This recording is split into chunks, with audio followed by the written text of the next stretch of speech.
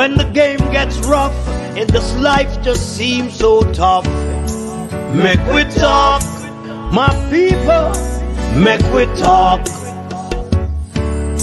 When this town becomes an ugly place, don't let it erase the smile from your face. Make we talk, people, make we talk. Conversation is the key, a guiding light for you and me. Spark a talk and you will see conflict solver A to Z. World leaders master the art of self-defense just by talk. So people, make we talk. Hey, we're living in a world that on ourselves we must depend. Make we talk, people. Good night, everyone. Good night. Welcome to a very special edition of the Make We Talk program. We are speaking to Opposition Junior Minister, am I saying this incorrectly? Opposition Spokesperson on Foreign Affairs and Foreign Trade. Junior Opposition Spokesperson on Foreign Affairs and Foreign Trade. Christopher Henry, welcome to the program, sir. Thank you, Jeffrey. Thank you for having me as usual. Always a pleasure. Are you aware of a letter going around written by the Jamaican Diaspora? Dr. Rupert Francis, head of the Jamaican Crime Intervention Prevention Task Force. I am aware of it. I've had a very cursory read of it. It's quite a damning letter, and it gives some sort of, using the word loosely, ultimatum to the government of Jamaica that is about time, actually, that the diaspora has to act. And I see a very veiled threat that the diaspora seems to be in a position now, of which you are a member, Jeffrey, in a position now to start to withhold their monetary contributions to the country. Yes. And if I recall, the last figure that it is in circulation, remittances count for about what, 80 to 70% of our foreign exchange. So that is a very, very big threat.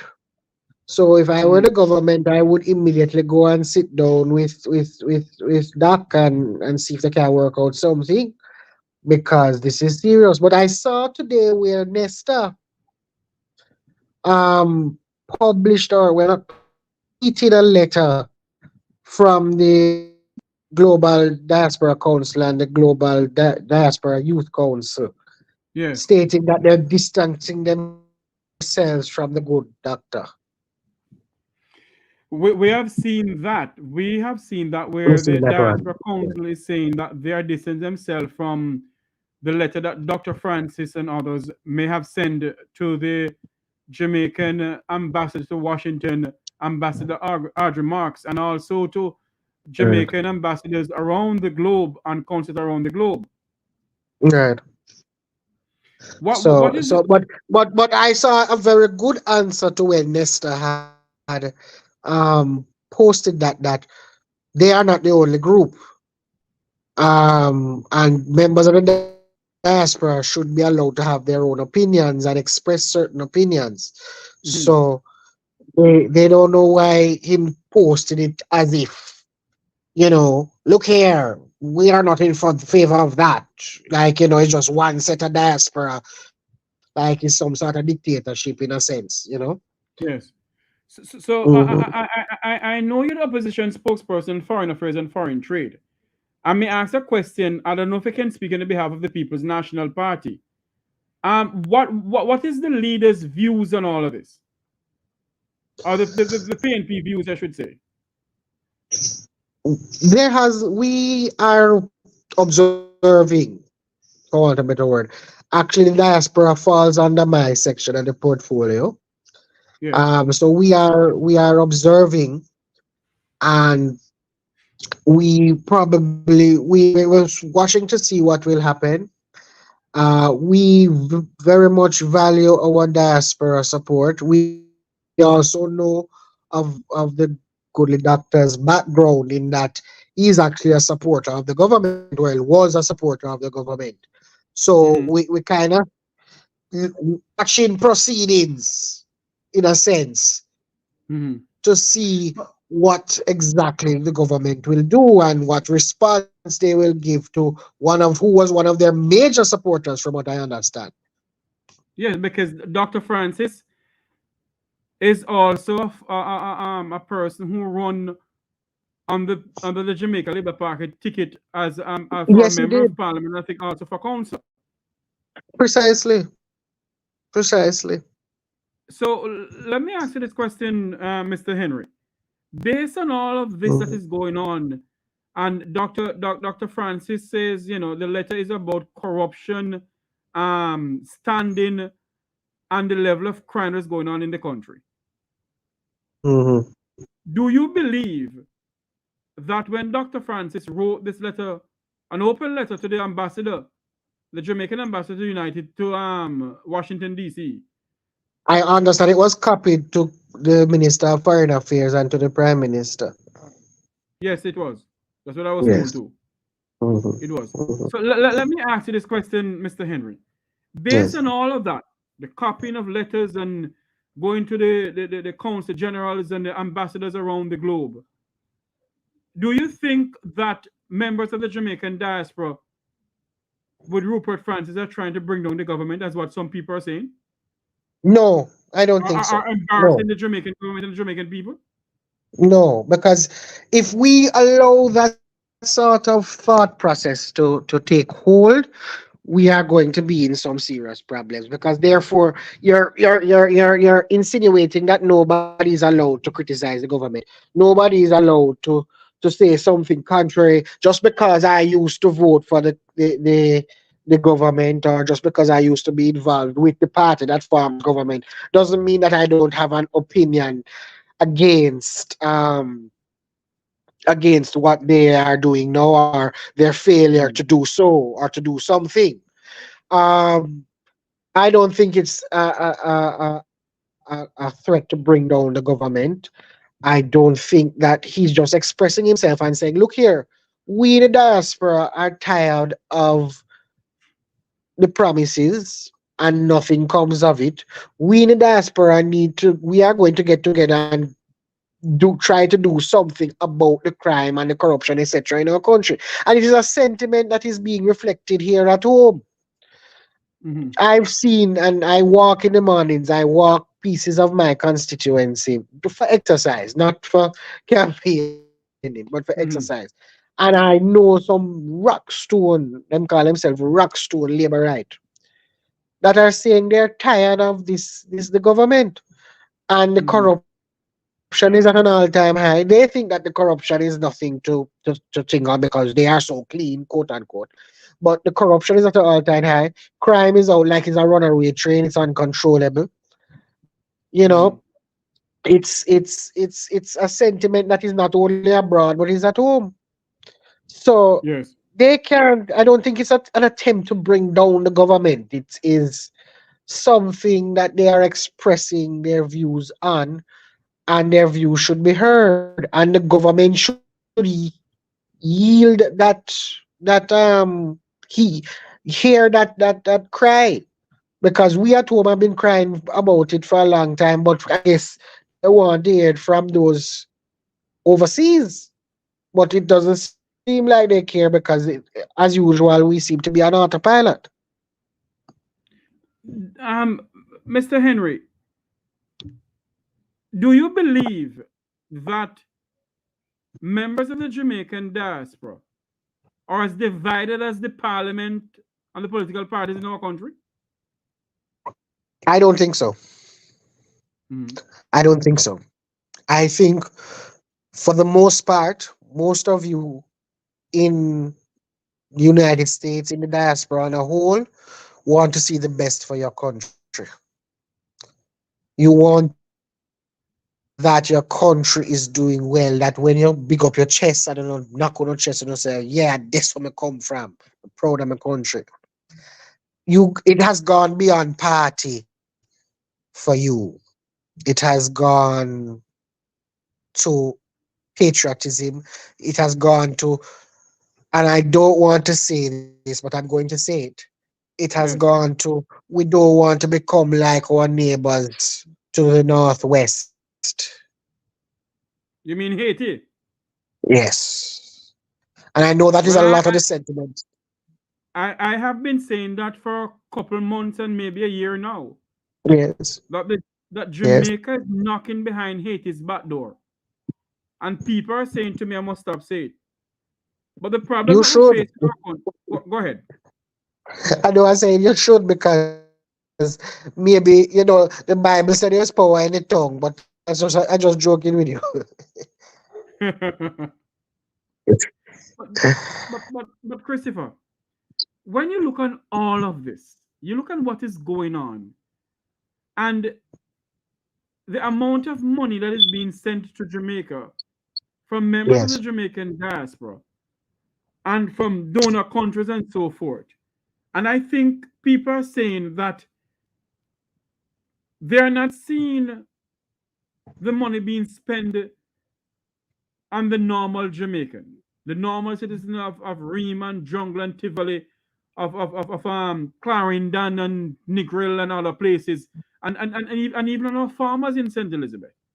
People are saying they're not seeing that the level of money being spent on certain things in our country. And I think that's why they're saying the corruption is so rampant. And that led to members of the Jamaican diaspora, led by Dr. Rupert Francis, to Right. really say, you know what, we got to do something. Well, the clearest indication that this government believes in and still believes in from the time of Edisiaga, most of their mentors believe in trickle down economics was at a political rally during their political season by Dr. Tufton, Yes. who said, who was literally on the stage begging and saying, please, please stay with us. Stay with us. It coming, it trickling down. Eventually everything will reach to everybody, which is a Mm, clear indication that no matter how many times the economists will tell them, say, trickle down does not work. They are firm believers in trickle down, and them supposed to, are they and their cronies are to enjoy the spoils before the rest of us, especially those of us that have on orange shirts or are mm. perceived to have on orange shirts. So let me ask you the question: based on what that is being said, do you believe that majority of the Jamaican people are in arms with Dr. Francis or Wilfred Rattigan and others to send that letter? I think so. That is the feeling that I gather from the diaspora. So that is Mhm. those and what they've done, because I think there was a release when this diaspora council was elected, Yes. that we had made, and I think I was the author of that release, that Mhm. we were worried as the opposition of the turnout of the members of the diaspora to vote on these no members of the diaspora, because the turnout was very low. Mm. The turnout was very low. And we know what happens when turnouts in elections are low. Favors the governing set. So we are a bit worried that the diaspora council does not seem to be living up to its mandate and hearing out its members. It seems to be now has become an additional arm of the government rather than Yes. representing the interests of the diaspora. Mhm. Right? Because I remember during, I think, when it was even set up, the diaspora council took great lengths to give its criticisms and suggestions to the government. in relation to how to deal with certain issues in Jamaica. This diaspora council is as if everything the government do is a pat on the back. The Minister of Foreign Affairs is the best Minister of Foreign Affairs ever. Um, Terry Long is the best junior minister ever. And, it just seems so, yes, master. Sorry to use that sort of language, but yes, master, that's what it seems to me. So it was not surprising when Nesta hurried up and posted the response. And I did not gather that it was a response that embraced, even at least saying that we understand what Dr. Francis is saying, but we don't see the need for him to be using such language. Nothing. It's just basically pushing him out into cold and making him look like he's a fringe element when he's of them. If I'm going to be very frank. So I think the diaspora council is incorrect. I think the diaspora is for because everywhere you go, because Jeffrey, I don't think you know, but my mother lives in New York. My father's in Florida. My mother comes here more regularly than my father. And it is the first in a long time that I've heard my mother say to me that she's a bit nervous. Well, in addition to the political side, because they grew up in the 70s, so what came with that? Um, it's the first time I've heard her say that, and it's not even so much the politics. She said, "I'm just nervous because the news that we getting out of Jamaica is that if you just walk outside your gate, you're getting shot." We hear that even where we used to think tourist areas were quote unquote safe, we hear Westmoreland is awash with red, Hanover is awash with red. You're muted, Jeffrey. Sorry, I am from Negril, and Yes, I am being told that the color red is just draining the streets of Negril, yes, where crime is concerned. yes, So the question to you as the junior opposition spokesperson in foreign affairs and foreign trade, in all of this, in all of what is being said and what is being done and so forth, what is the People's National Party stand? Or what is their comment on all what is going on in Jamaica? And for a member of the Jamaican diaspora, for a member of the citizen, a citizen of Jamaica mm, who has served his country, he's a former member of the Jamaica Defense Force. yes, He's a former member of the Jamaica Labour Party. Well, still a member of the Jamaica Labour Party. And for a member of the yes, Labour Party to come out and say, listen, what is going on now? It needs to stop. What is going yes. on now? It needs to end of it need to come. What is your views and what is people's national views on all of this?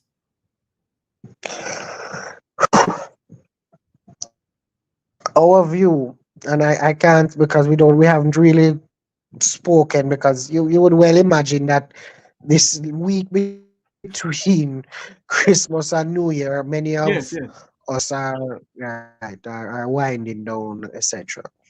Mm-hmm. Um, it's only two words I can think of on a local front that Mm-hmm. describes our view on this. Can come. I think that the Jamaican people on a whole and the opposition, because um our party leader wrote a letter because the corruption, let me speak to the corruption. The corruption is reaching as far as gerrymandering. If you haven't heard regarding the Portmore To parish become the 15th situation, parish. right? It is blatant gerrymandering, Mm-hmm. and we have written in objection to it. And the party leader has written to the governor general in objection to it. Um, we are completely against it. Our the junior spokesperson on national security, says that he only wishes for Christmas to sleep with his windows and doors open, as was promised. Our view is that this cannot continue. The government, they have, by constitution, they have 2 more years left in the mandate. It is time now to put up or shut up. This cannot continue. It cannot continue. Cannot continue. We cannot continue to live like this. We cannot continue to be mired in corruption and in fear of our lives. Even the diaspora sees what's going on, and we, as I said, we just simply cannot continue like this. Opposition spokesperson on foreign affairs and foreign trade, Christopher Henry, we're speaking about a call to action for the Jamaican diaspora. Dr. Rupert Francis wrote an open letter to the Jamaican ambassador to the United States, Ambassador Adrimax, stating some issues of what is going on in Jamaica. One of them, the high level of crime, corruption, and standing, that the Jamaican people who live in the diaspora don't have any standing in Jamaica. If they should sue a member of the Jamaican government or a minister, they don't have any standing. Yeah. And there's no standing. As an attorney at law, Mr. Henry, do you believe that is in fairness,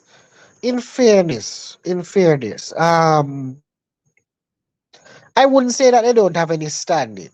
Because if you bring an action like Wilfred Rattigan did, he was in his own right. But what the government has failed to do, well, you can bring a class action, but it has to be a recognized class. Yes. And it would be good that the government established the diaspora as a body that is recognized as an incorporated body here in Jamaica or something along those lines, statutory body, etc., that can stand alone, and then you would quote unquote have the standing that they're speaking about.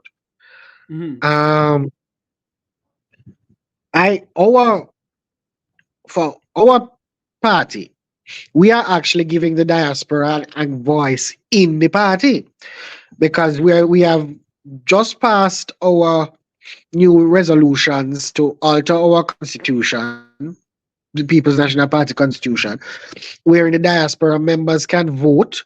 They will be their own region. They can hold positions in the in the party hierarchy, and we're giving them a voice, which is actually an indication of what we will be like if we are in government. We have always advocated that one senator, or at least 2 in the Senate, should be from the diaspora. There should be a diaspora senator.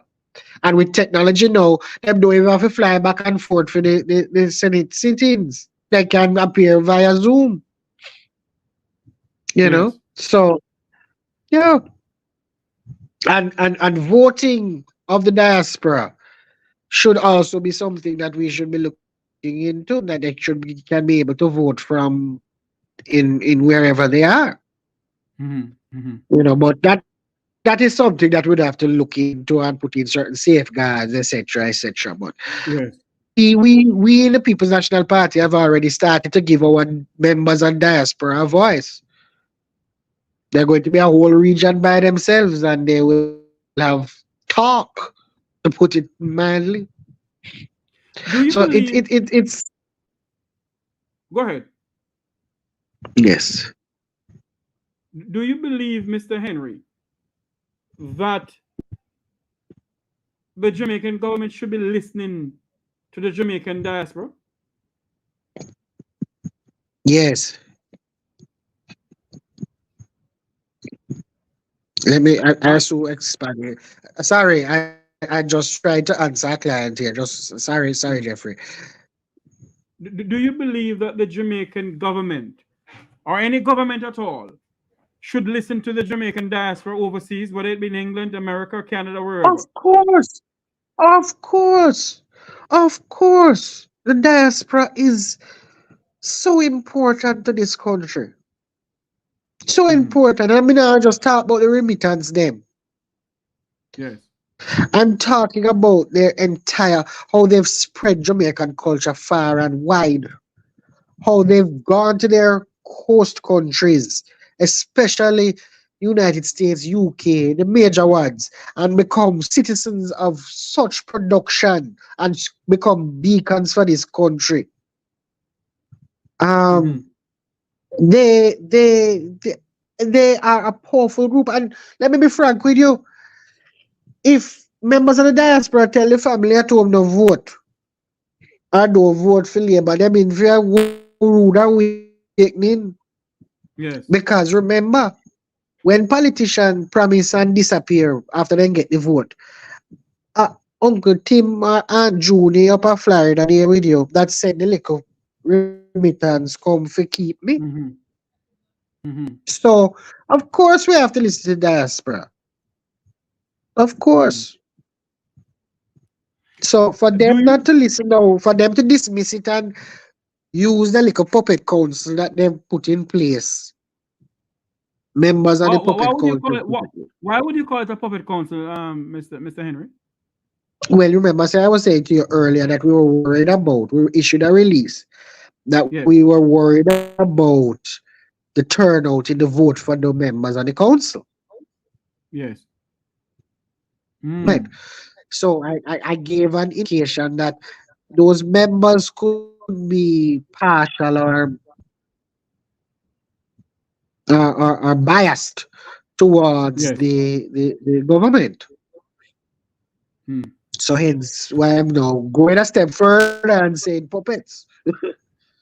I think one diaspora rep is in charge of nearly 500,000 Jamaicans within the United States. 500,000 Jamaicans I within the know. United States. One diaspora rep is in charge of. Yeah. And I won't call her name. But based on all of that, Mr. Henry, do you believe that all Jamaicans in the diaspora are happy in what is going on in the country? No, not at all. Can't be happy. Cannot Mm. be happy. Cannot be happy with what is going on. No. By no stretch of the imagination. Mm. And no amount of PR and pretty video and pretty speech and beautiful speaking is going to Mhm. make them happy. Mm. Because the fact remains, the government is saying one thing, but their relatives is telling them something different. The news, the media is telling them something different. So they can't be happy. Somebody must have tell lie and it's not the relative them and it's not the media. And that's the question I want to ask Mr. Henry. You're in Yeah. Jamaica. You're a member of the People's National Party. You're running for a constituency seat. Take off your political hat and put on your citizen hat now. A Right. Jamaican citizen. Do you believe that Jamaica is going in the right direction? I do not think so. Hmm. Why would you say that? And what I worry about, and I'm taking off my political hat. We've turned things that aren't political into being political. Mhm. Um, for example, the whole thing with Portmore that has now become a political matter because of the remarks by Everald Warmington when him Yes. say, him going to turn this Portmore is a PNP, is a JLP garrison. And when them done, no PNP can live in here. Basically, stood up on a political platform and said that, or And said said words he along those lines. and what he said that Portmore is a JLP garrison. Yes, that when them done, it become a JLP garrison. PNP So can run on here. Yeah. in other words, Member Warmington is still believe that Jamaica can have some garrison within the country? Yes, man. Very much so. Very much so. So that is one thing.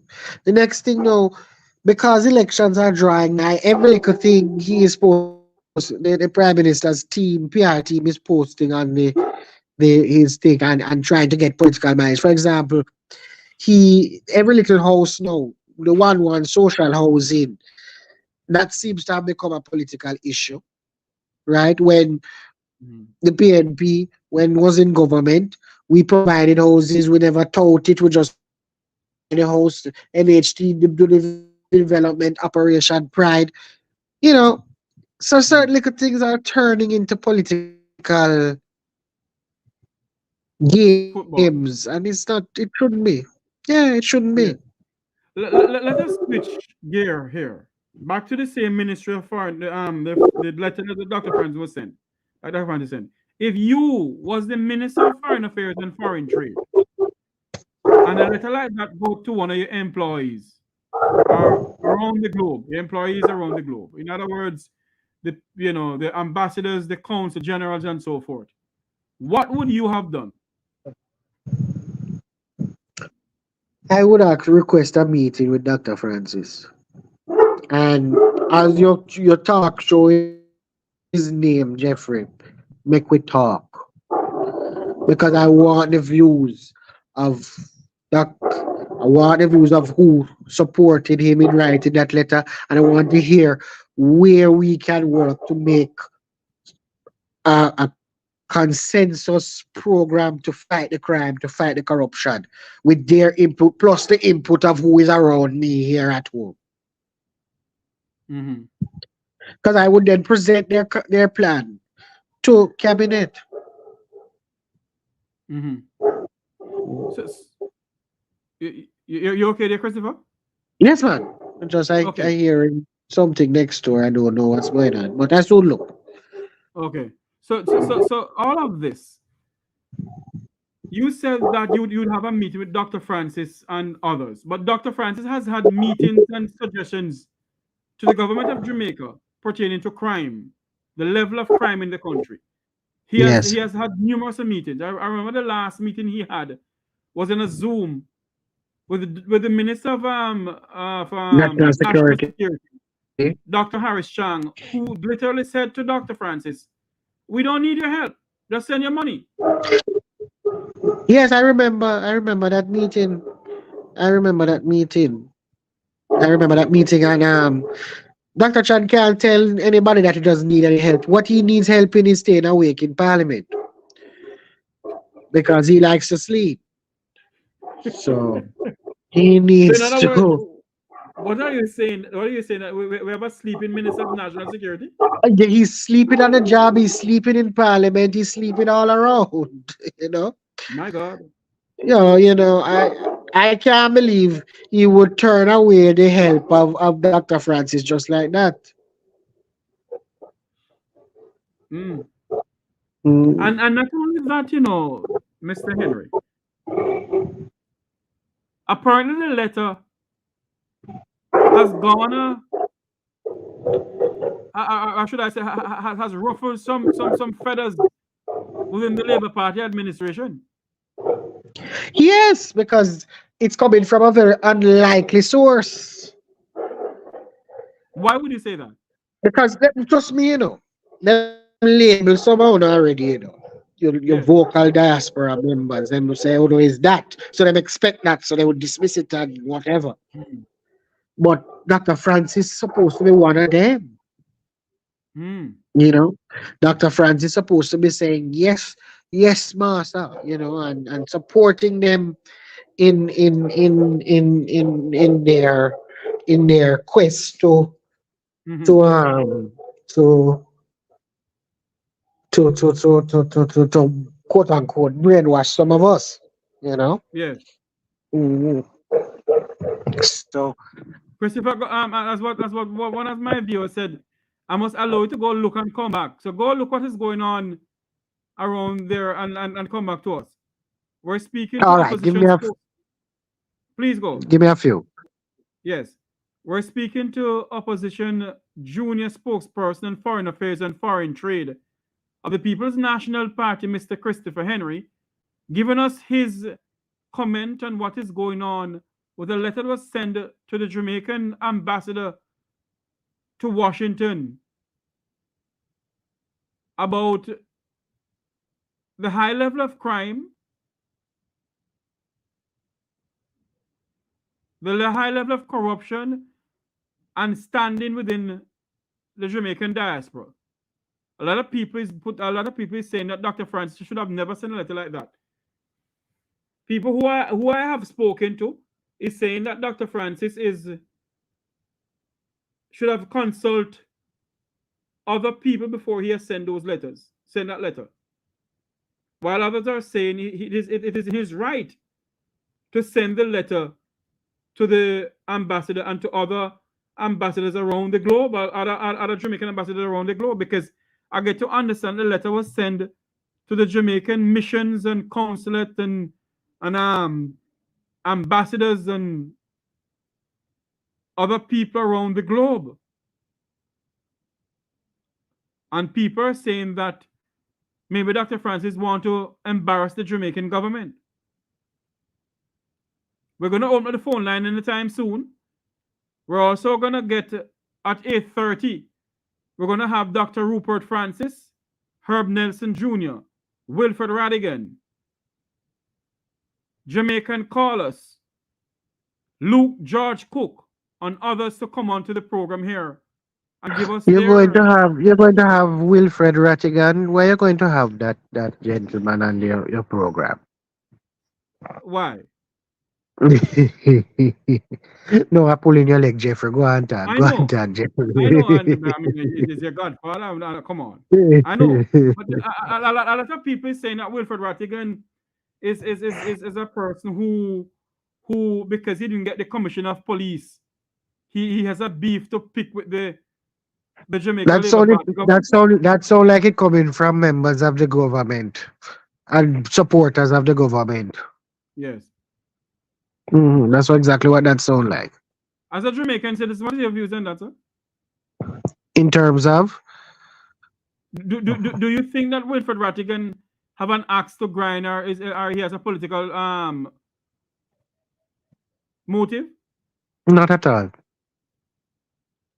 Do you believe that Dr. Francis has a political motive? I don't think so either. The mere fact that him come out against the party that is in power, against the government, that you can clear that is no political motive whatsoever. Mm-hmm. Him just want to see the best for his country. Okay. Do you think that Dr. Francis should have gone a different route, in the sense of drafting this letter? Do you think that he should have consulted former members of the diplomatical corps, like former ambassadors, to ask their opinion what he should have done before he did this letter? He could have, but why? His thought would be that he would have the ears of the current government, wouldn't he? Mm-hmm. Because let's be frank about it. He has, as you said, he has always he's enjoyed their listening ears until now. So I don't think he would have thought that he would have needed any advice. It's just know that they are quote unquote distancing themselves from him, that making him look like he's a rogue. Mm-hmm. When all he did was speak facts. Christopher, let me. Do you think that younger Jamaicans like yourself, I'm a bit younger than you. Do you think that do you believe that younger Jamaicans are upset with the present way the government is being run in Jamaica? Yes. Why is it? Yes, I can tell you. We saw some figures. I'm not going to betray where those figures from. Mm-hmm. But we saw some figures. the 18 to about 25 cohort, they they don't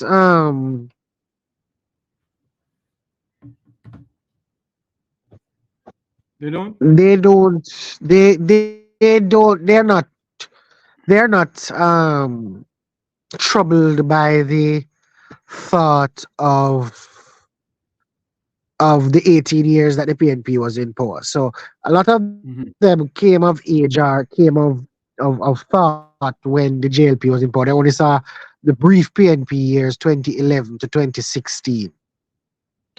Mhm. So and those years we had to really, I was very young that time. We had to really fix what we had to do, fix what Mhm. we had to do, and then now the government is enjoying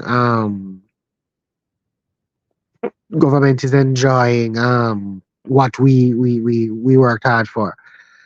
That group now has now Mhm. seen 2 terms of labor, and they are fed up.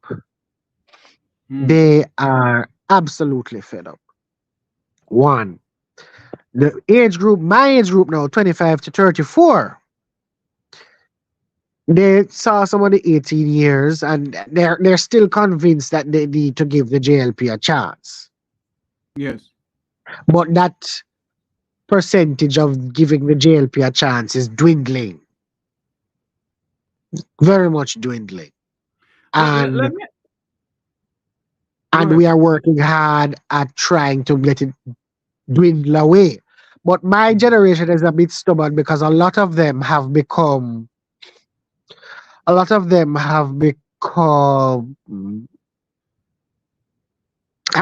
quote unquote wealthy or comfortable during the Jamaica Labour Party's time. Mhm. And they feel that if there's a switch in government, they will no longer enjoy that quote unquote wealth. Yes? Yes. And is there is our parents are the ones that Michael Manley sent to school, right? Indeed. So right. So they're saying, oh yes, them always a look out for the old people, but they never did a look out for we. So we now support them. Mhm. So Mhm. so that is part of it. But I can say that safely that most of the generations are moving towards voting them out. The support Mhm. is evacuating, for want of a L- better word. Let me let the great great grandson of Paul Bogle, Mr. Marcel Clark from St. Thomas, come in here. Sir Clark, welcome to the program. Yeah, Jeffrey, how you doing? Thanks for having me. Good You, enjoy it. yes, I have with me opposition spokesperson on foreign affairs and foreign trade, Christopher Henry. Uh-huh. He's online here with us. Your views on the letter was written by Dr. Rupert Francis, head of the Jamaican Diaspora Task Force. As a matter of fact, I have Dr. Francis on now. But before I get Dr. Francis to come on, Sir Clark, your views on the letter that Dr. Francis wrote. Very timely. Should have been 10 years earlier. It's significant, and it is now letting the world know that the diaspora does have a voice, and it's a valid voice. Because you see, and I've said it to them before that they need to cut off remittance, and then the government will understand how powerful the diaspora is. They don't realize how powerful they are. And this letter just maybe a start, and I hope they continue to exercise the muscles that they have, that the government will come to respect and recognize their voice. That whatever happens in Jamaica does affect the diaspora because they are Jamaicans by birth, and a lot of them are thinking of coming back home to retire. So they want to come back to a space that is comfortable, safe, a space that is safe and secure. So to ensure that, they would want to see things function a particular way with decency and in order. And if that is not there, then they'll become very uncomfortable and not want to come back to Jamaica or to invest in Jamaica. investors are looking at the level of crime and the corruption that is happening in the country. And, this is not a political thing. And this message and this start, this virgin letter here, the opposition should look at it and realize that the diaspora is very significant and very powerful, and that they too should respect their wishes and their desire. That's my take on it. I have with me now Dr. Rupert Francis, head of the Jamaican Diaspora Crime Intervention Task Force, a former former member of the Jamaican Defense Force, a Jamaican by birth, still a member of the Jamaica Labour Party. So for those who believe that Dr. Francis is a member of the People's National Party, let's make it clear tonight. He's a member of the Jamaica Labour Party. And if you can't come out and speak out against your own party, then something is fundamentally wrong. Dr. Francis, what prompted you to write that letter, sir? Well, oh, Lord. Hold on, Dr. Francis. I lost you. I'm not getting any audio from you. Dr. Francis, are you hearing us?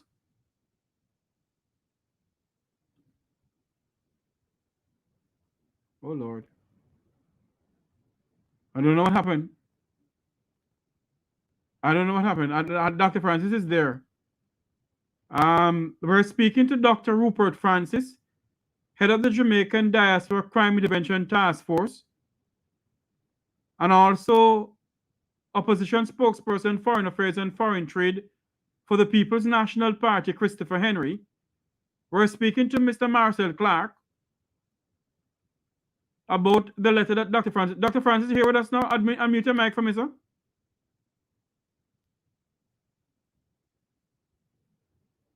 Dr. Francis? Oh, Lord. Unmute your mic for me, sir. No, I'm not hearing you now. I've lost audio from you, sir. I am not hearing you. Go and come back in for me now. Jeffrey, you got the signal playing. So I started up with my dad. Dr. Francis, go and come back in for me. Yes, we're trying to get back Dr. Francis online here to come and speak to us about what prompted him to write this letter. We also have with us human rights activist Luke Cooke. Luke, welcome to the program. Everybody else I hide them face except my face. Luke, you don't bother with it tonight. What is the letter, Luke? On Dr. Francis. Well, I was at a police station today and I saw the clippings, but I couldn't hear the audio of what was being said. And Dr. Francis had spoken to me early this morning and said that he was sending me the documents, but I had an opportunity to look at it. I think that the request for all the items, he itemized 1, 2, 3, 5 things, starting with an increase in state public corruption. We can say that is true. The high level of crime and violence, and that the SOEs don't seem to be giving us a lot of outcome that we need. So we need to look at that strategy, and certainly to bring the expertise of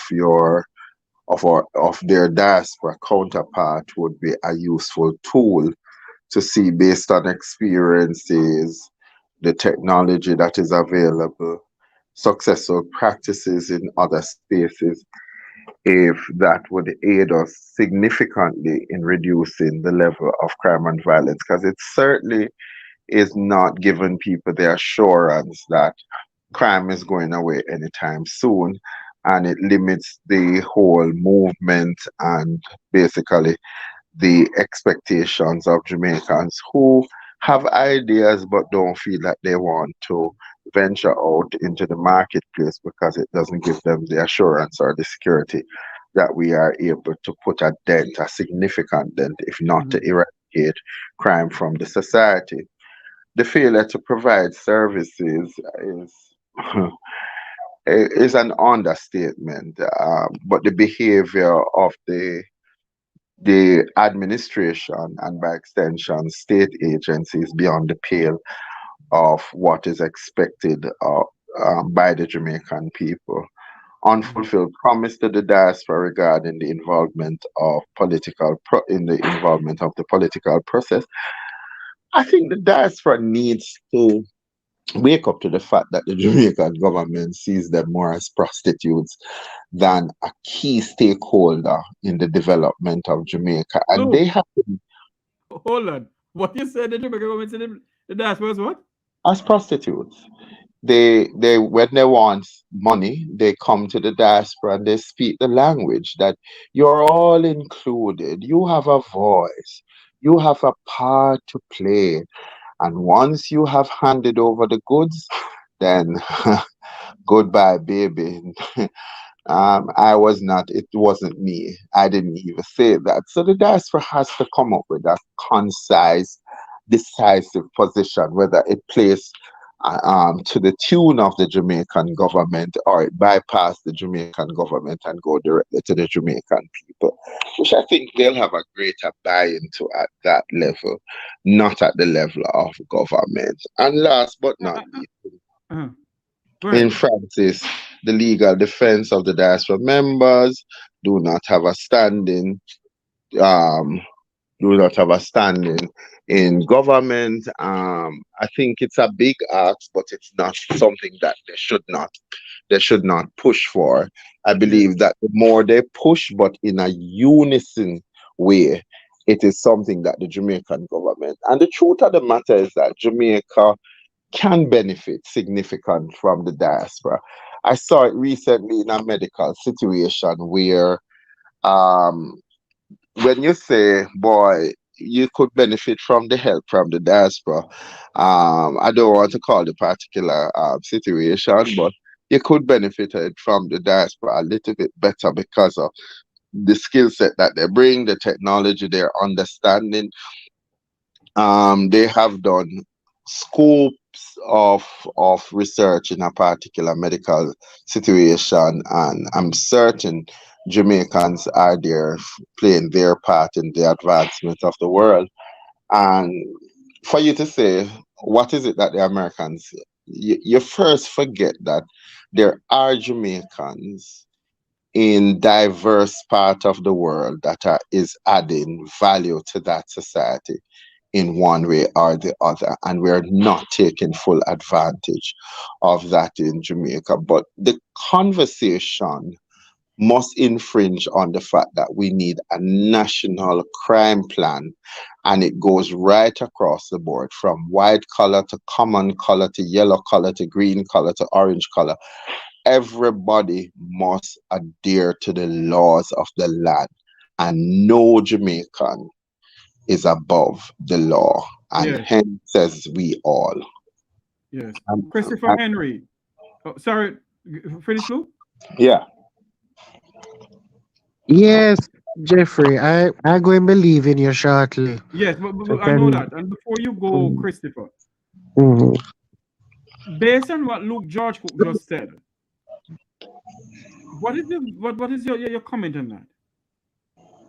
Because I only heard the last thing, because I had dropped out. Oh, okay. All right. Yes. Christopher, you see this letter to the Jamaican government. Is it to say to the Jamaican government? All right. Let me put it this way. The letter is written by Dr. Francis. A lot of people is saying that Dr. Francis maybe should be, in a sense, and I know that this can't be charged for treason. There's nothing treasonable in what he wrote. Yeah, there's nothing. Please. And what the Golden Minister of Information is saying that Dr. Francis maybe need a position within the Labour Party. The first thing we need to do with the good Minister of Information is off with his head. Because somehow he finds to turn everything into political football. Yes. It's quite annoying. Quite annoying. Yeah, all right. Christopher, So, thank you for coming on. I know you have to go. I have with me Dr. Rupert Francis. Christopher, thanks for yes. coming on. Because I'm still waiting on the All drink. right, thank you. When I reach up the Luke, when I reach, I come in. Dr. Rupert Francis, head of the Yes. Jamaican Diaspora Crime Force. Let me ask you this question, Dr. Francis. What prompted you to write this letter, sir? Well, honestly, honestly, I would say that it is my for years of observation, my concern for my fellow man, my concern and my love for Jamaica. I believe that certain questions need to be asked and to be answered, and I believe that we deserve a proper answer. And it should not be if and when, it should be now, because we are going to a situation where, yes, a number of things are happening that are positive in Jamaica, but I believe that the negatives outweigh the positives and into where we are going as a people. I think that if we as Jamaicans do not own Jamaica, do not invest in Jamaica, especially from the diaspora, and we do not work in sync with Jamaicans, and the in the same token, they work in sync in Jamaica. Those who live in Jamaica work in sync with us. I don't know what's going to happen in the future, and so I decided that it should be time that these questions are answered, and a person who really loves the country and love what they do and love where they're coming from, they should really have a stake in the race, and they should really put out and stop sitting on the sideline, stop just criticizing those who are trying, stop. Like this man went on and he commented that, perhaps these people are saying these things, they want something, or they're looking some money and all that. So that is so far from the truth. Let So me far ask you from this, the Dr. truth. Francis, though. Let me ask you this What's question, that? Dr. Francis. What's that? Let me ask you this question. Are you looking some political headline from the Labour Party? Why you want this letter? Because why I ask the question, Dr. Francis? It's because people have been saying that you are looking for some thing from the Labour Party. Like what? Maybe a position. Oh God, listen to me, my friend. I was offered a seat on numerous occasions before they even had the election. Hmm. I'm not gonna call the name. I was offered a seat. Dr. Francis, put your face in the camera for me. There you go. So Hmm. yes, I was offered a seat. Unfortunately, I'm traveling Okay. so I had to park in order to do this. Okay, Hmm. so you know, I was offered a seat. So there's no if, ands, or buts about that. If I wanted that, I would have gotten it. I could have done what anybody else would have done, but no, I didn't do that. I decided that I believe that the diaspora and has us listen. The diaspora is so important to Jamaica, right, and vice versa, right. And if we just do it right and we work with the diaspora, we don't have to go all over the place paying for stuff when we could get most of it for free and what have you. We already are contributing to the economy, especially during COVID and before and after with medical missions and what have you. I remember I had a 125-man mission lined up for Jamaica, right? And they went to another country instead because of COVID, obviously. But the fact of the matter is that we need, and these are other people that had Jamaicans in them and so on and so forth. And there are people who want to do that. But it wants to be organized. It wants to be, and I don't believe that government of Jamaica should be running the diaspora. I really don't Yes. believe that. I believe that the diaspora should be running itself. Okay, and so it is, so but we seem to be beholden for a handshake or a hand. Not me. I have not put out my hand and asked anybody for anything, and I, Yes. I was in that party for 30 years. Well, I haven't paid my dues, so well, so I guess I'm no longer a member of the party. I don't know. Okay, but the fact of the matter is, I try to be apolitical. Yes. Apolitical. What is politics about this? Yes. Ask the people who are making the accusations. It's right there. The Integrity Commission's information is right there. Okay, things are happening in Jamaica which people know, and it's right there. Don't ask me. Ask the Gleaner why they wrote it in the first place. Ask the Observer why they wrote it. Ask other people why they're commenting on it. You know, Dr. Francis, What? why I asked that question, sir, is because a lot of people have been circulating things on social media. That's Yes. why I asked you the question. Let me ask you this question, though, Dr. Francis. Mm. Do you believe that maybe you should have consulted a former diplomat of Jamaica pertaining to this letter before you wrote the letter? Why would I do that? Hmm. Why would I do that? Because based on the letter that is written to the goodly lady, the Jamaican ambassador, and to other ambassadors and consuls around the globe. Yes. People are saying that members of the Jamaican diaspora who take part in the letter is trying to disgrace and bring down the government. Let me explain something to you, my friend. I want you to understand something. Yes. You know, this is it's just like, I'm wondering if these people are really thinking. The fact of the matter is that people should know that you can't hide these things. And if we have a situation where the Constitution is being reformed or revised or what have you, and things are happening like this, you know, so you cannot send a big man to jail in Jamaica. You cannot send certain people to jail. You cannot. It will not happen.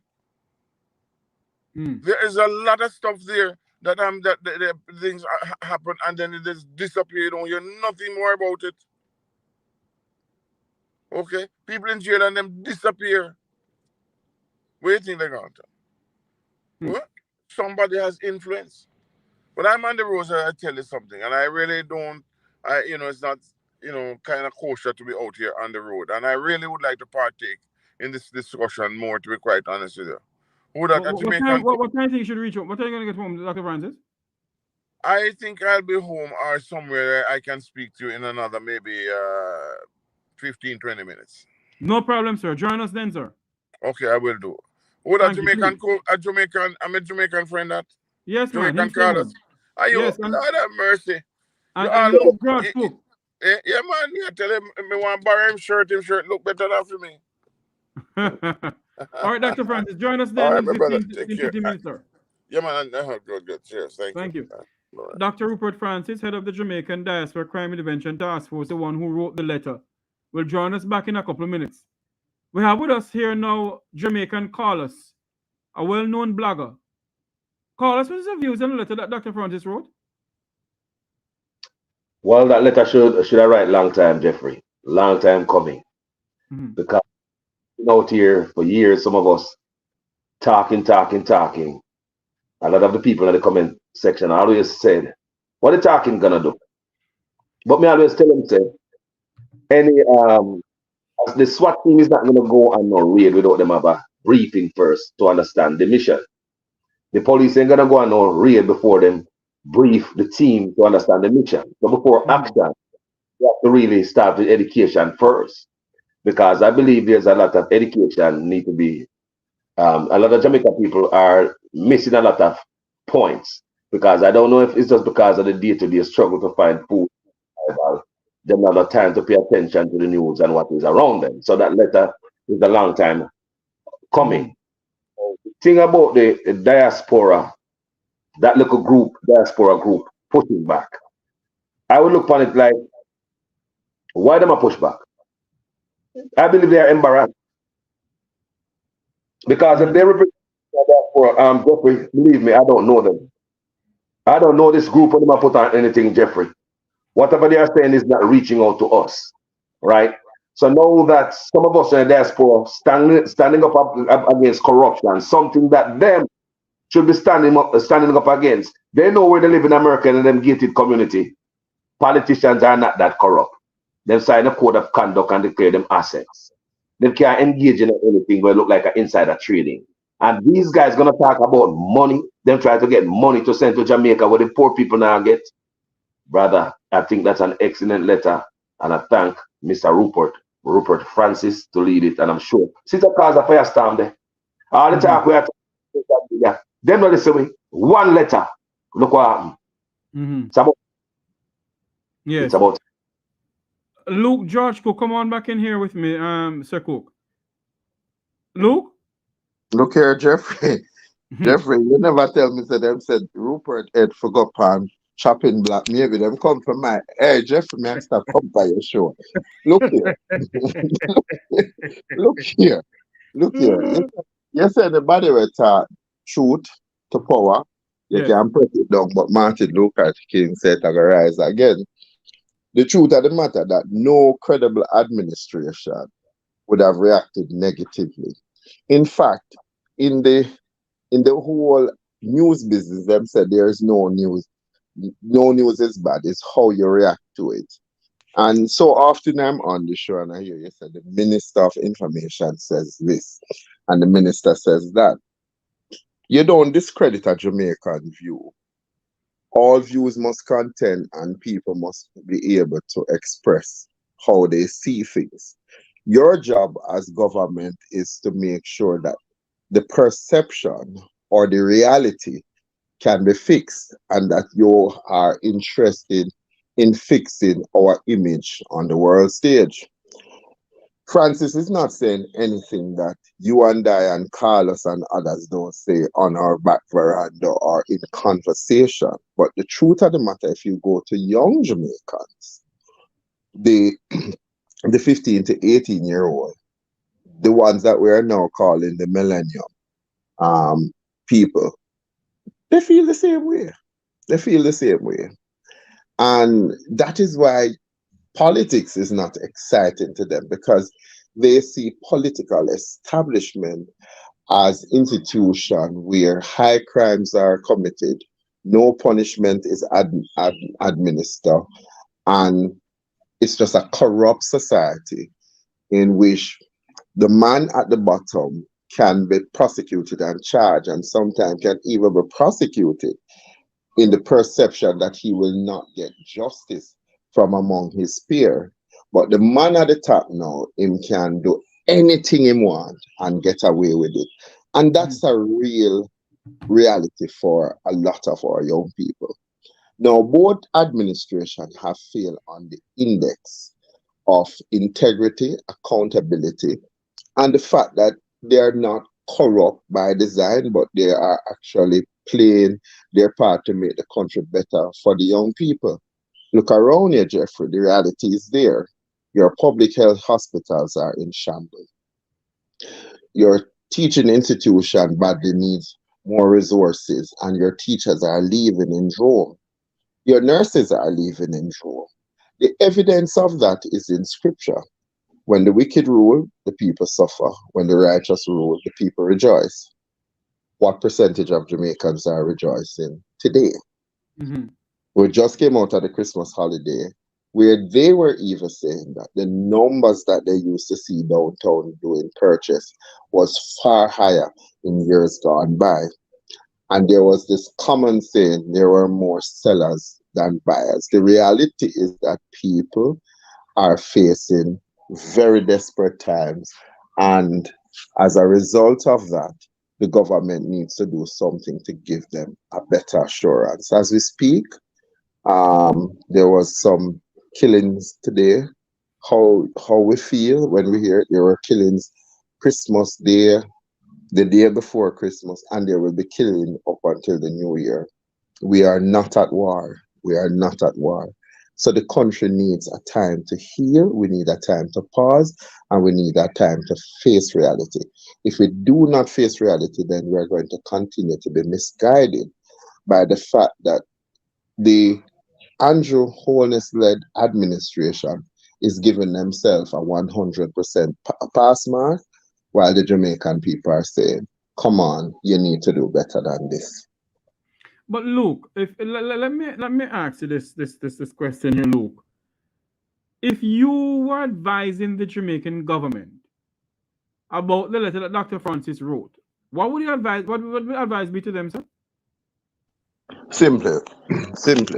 It is the perception of Jamaicans home and abroad.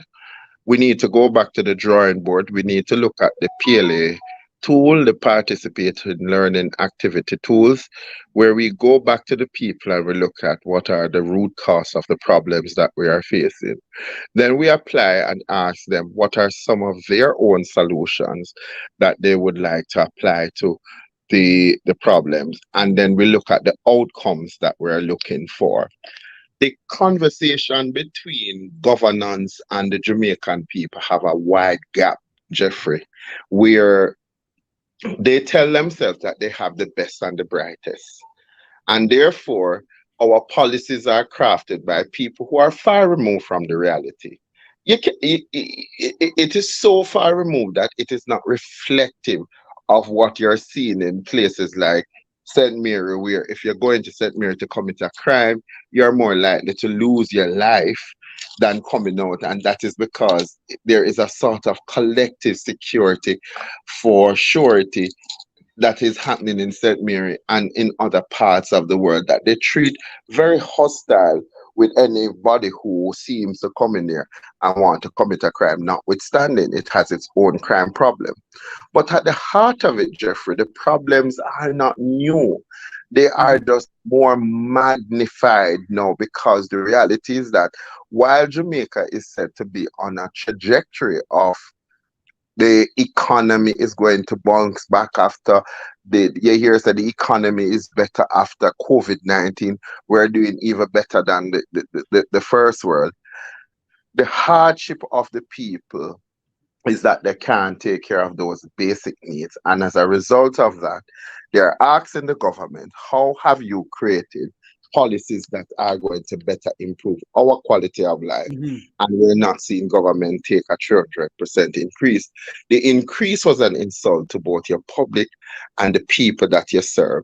We have some of the highest paying politicians with the lowest with the lowest performance rate, and therefore it don't match up. It don't match up. 61 years, Jeffrey, and 75% of your population is still below the poverty line.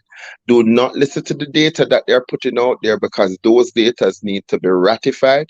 We need an independent group of people with the skill set to take on those data and look at it.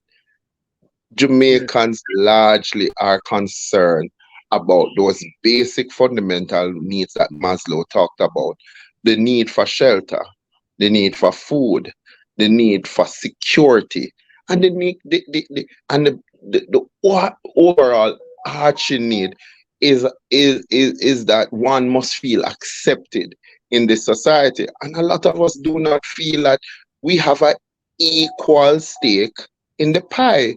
We are just pawns in the game for some people to have, while the rest of us suffer. And there's a lot of us suffering. Jamaican Carlos, what is the feedback you're getting from your viewers on your podcast pertaining to the letter that Dr. Francis wrote?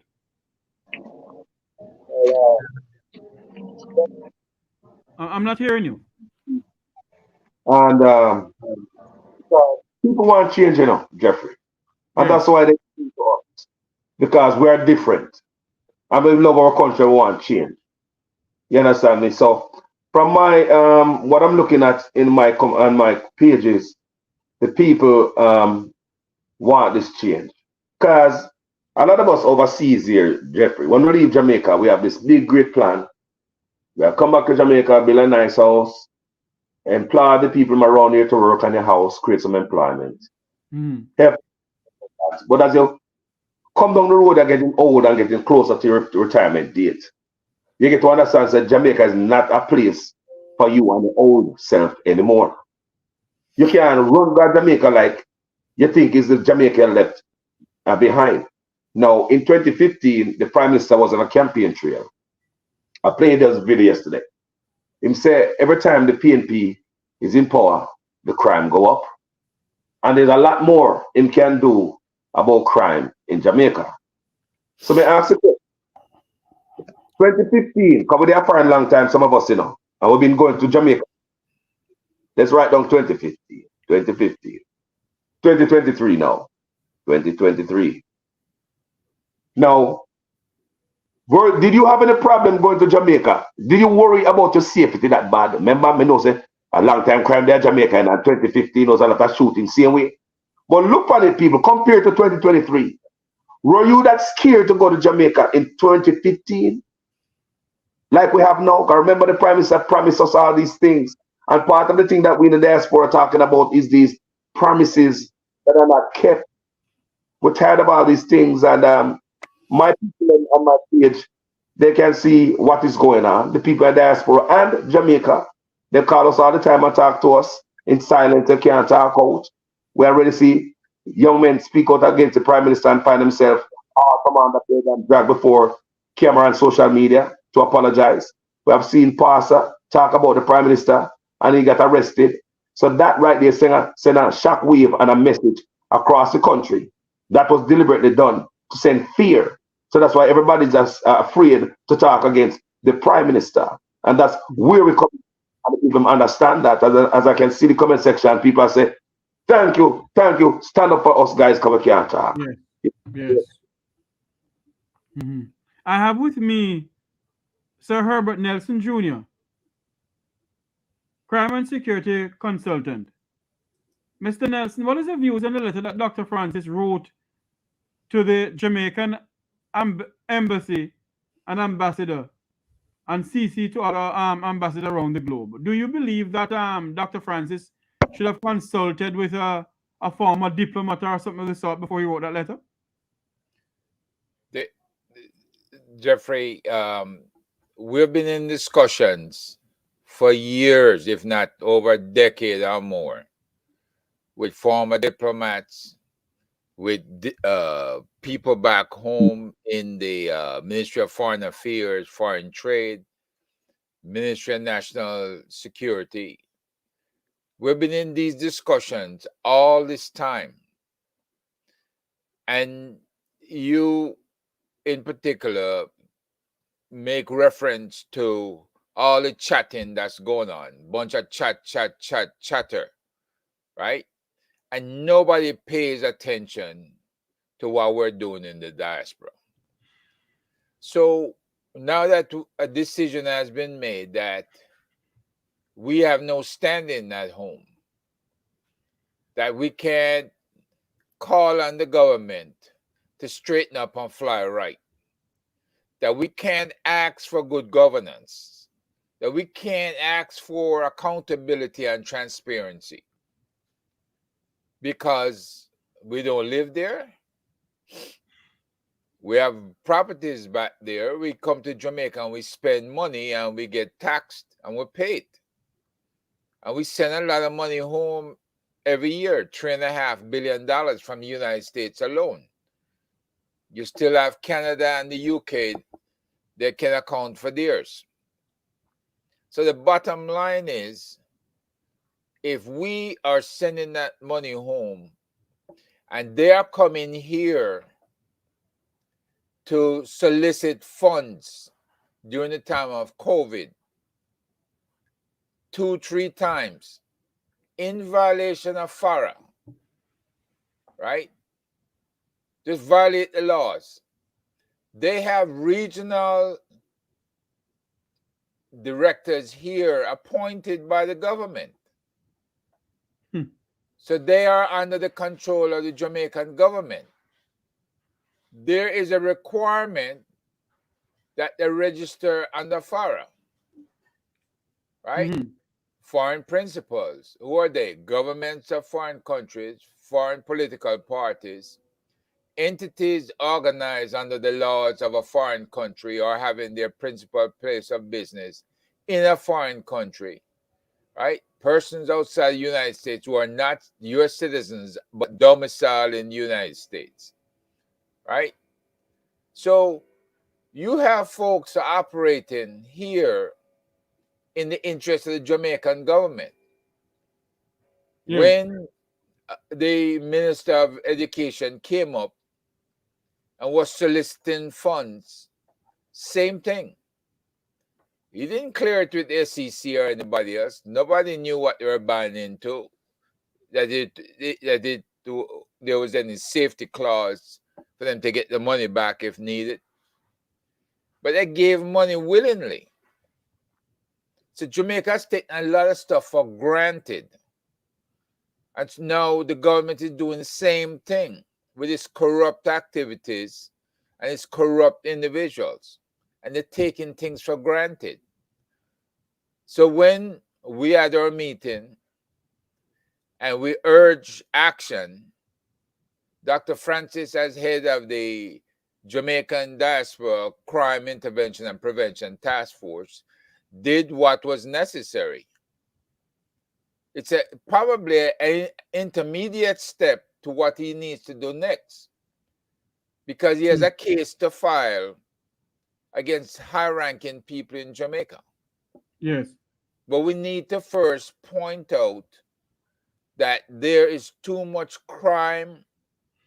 There's a lack of recognition of the skill sets of law enforcement officers and intelligence people here in the United States. And there's no effort being made to have us help with the training and development inside any Jamaican police station, even though we have spoken to them and they have asked for it. We have done conferences on Zoom with various police districts in Jamaica. Dr. Chang wouldn't understand that because he's a medical doctor. He's in the wrong place. He doesn't understand the importance of mentoring. He can't mentor anybody because he doesn't know anything. So the bottom line here is everything that has gone wrong with the lack of transparency, lack of accountability, lack of cooperation, and telling us that we can come and make a speech or that we can come and give money, right? Or we need to just give money. No. Enough of that. Now we're asking for that accountability. But Mr. Nelson, some may say that those who maybe be a part of the organization of this letter has some political motive behind it because it is being branded all over the place. Yeah, Jeff, everything is about politics. Everything. So we can apply political motives to just about anything, right? When you ship goods down to Jamaica for any particular group, they can say it's politically motivated because only certain people get it, right? Just about anything we're doing has politics attached to it because we need it cleared. We need somebody to act on our behalf and to make sure the right people get it. Who are the right people? Politicians are determining that on the other end of the spectrum. Yes. So it doesn't matter what they talk about as being politically motivated because it's neither here or there. The fact is it needs to be done and we're doing it. And we're going to go much further than that with the One Jamaica Legal Defense Foundation. But this is a start. So they can make all the noise in the world and chat as they normally do. As what the Secretary General of the Commonwealth say, all it is chat. There you go. You know, I have no more time for them or the chit chat. Yes. You know, if they want to talk about it, fine. Talking over. Talk about it for what the intent is to force people to be transparent and force them to be accountable. This is where we're going with this. Dr. Francis, Sir Nelson, in all of this, people are asking what does Dr. Francis or the group want to gain from this letter? Look, we're saying that our diaspora wants to protest the actions of the government. What are those actions? Illegal actions like state of emergency. You cannot use states of emergency in place of a law enforcement plan. You just can't. You run the police and the military ragged. They got 3 million people to police, and it's less than 30,000 of them. So Yes. I know you volunteer them for further duty overseas in Haiti. So the bottom line here is you have to know your people's capability and know how to effectively employ them to control crime, and to have programs like Project Star and other programs that you cooperate with the PSOJ along with the sports foundations and the sports federations, and you promote various community team building exercises within the community so people can see who the neighbors are. Instead of having all these roadblocks thrown up to deter people from coming through the neighborhood, they need to open up the neighborhood, get rid of the garrisons, and get rid of those politicians who encourage garrisons. Right? But we have to be moving in the right direction, and we have not been.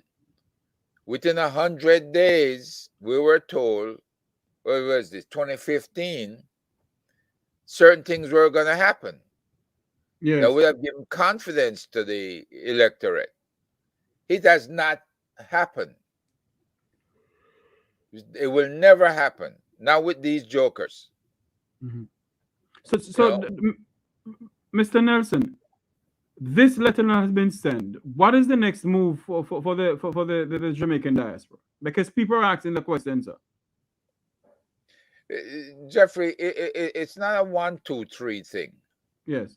You'll have a series of protests that are organized, and those protests is simply asking for transparency and accountability.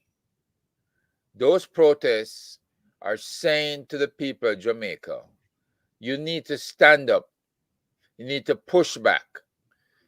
By February, you will have a chance to push back. Why? Because you have local elections. So have a spine, have some backbone, right? If these people running your communities are doing a bad job, send them packing. If they're doing a good job, reappoint them. I don't care what party they come from.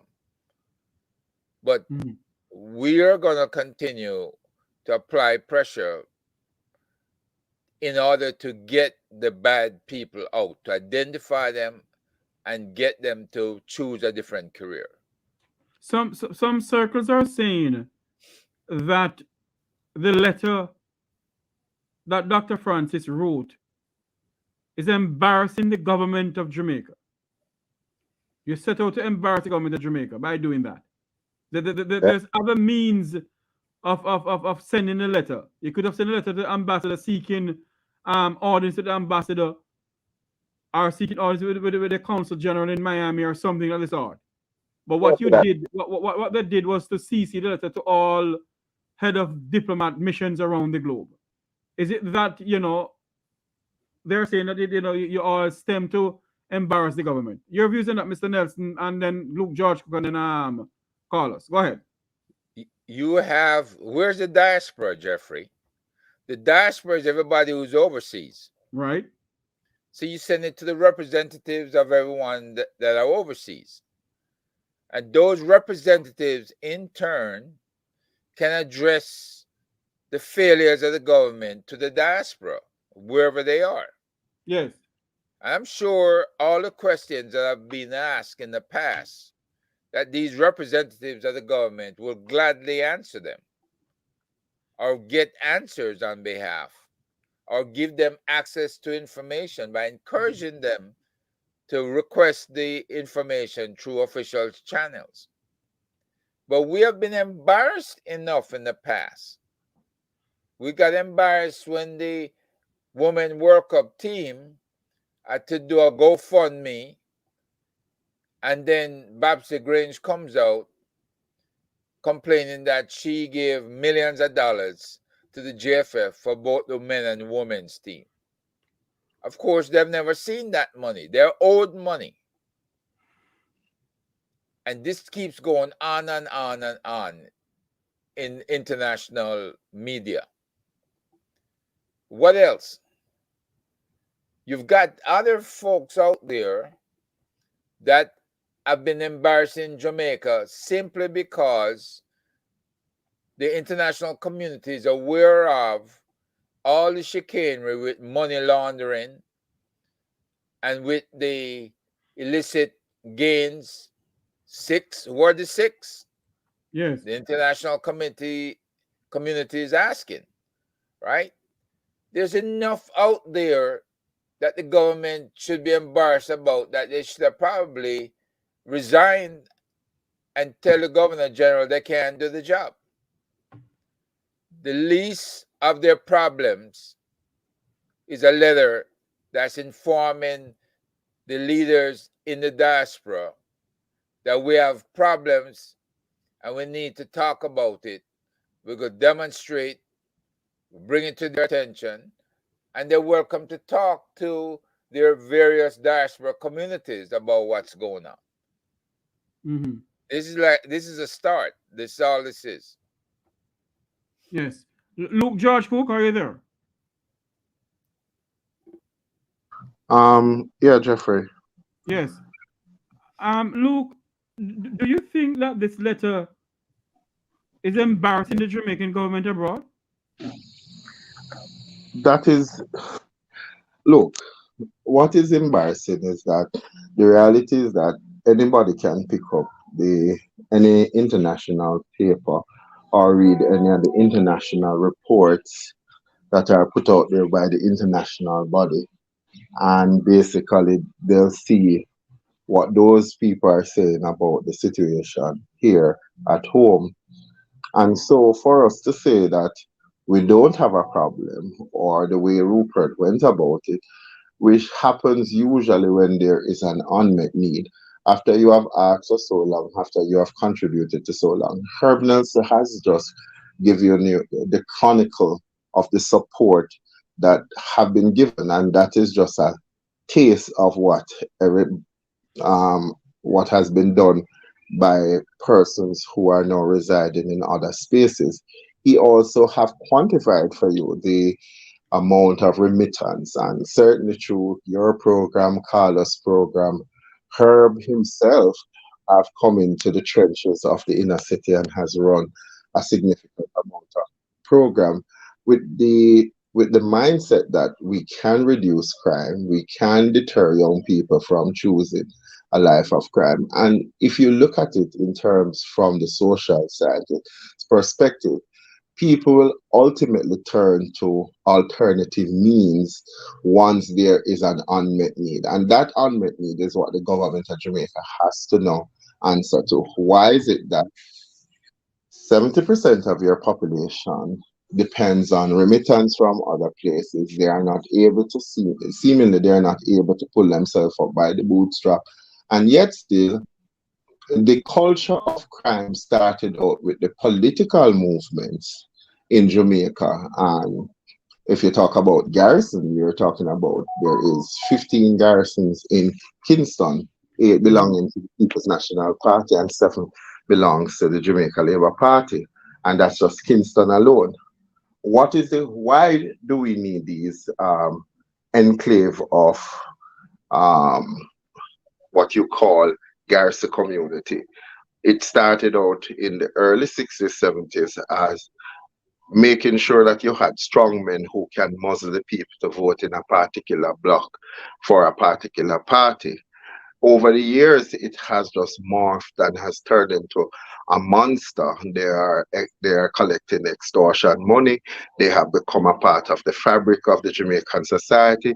People believe in them more than how they believe in the judiciary system. That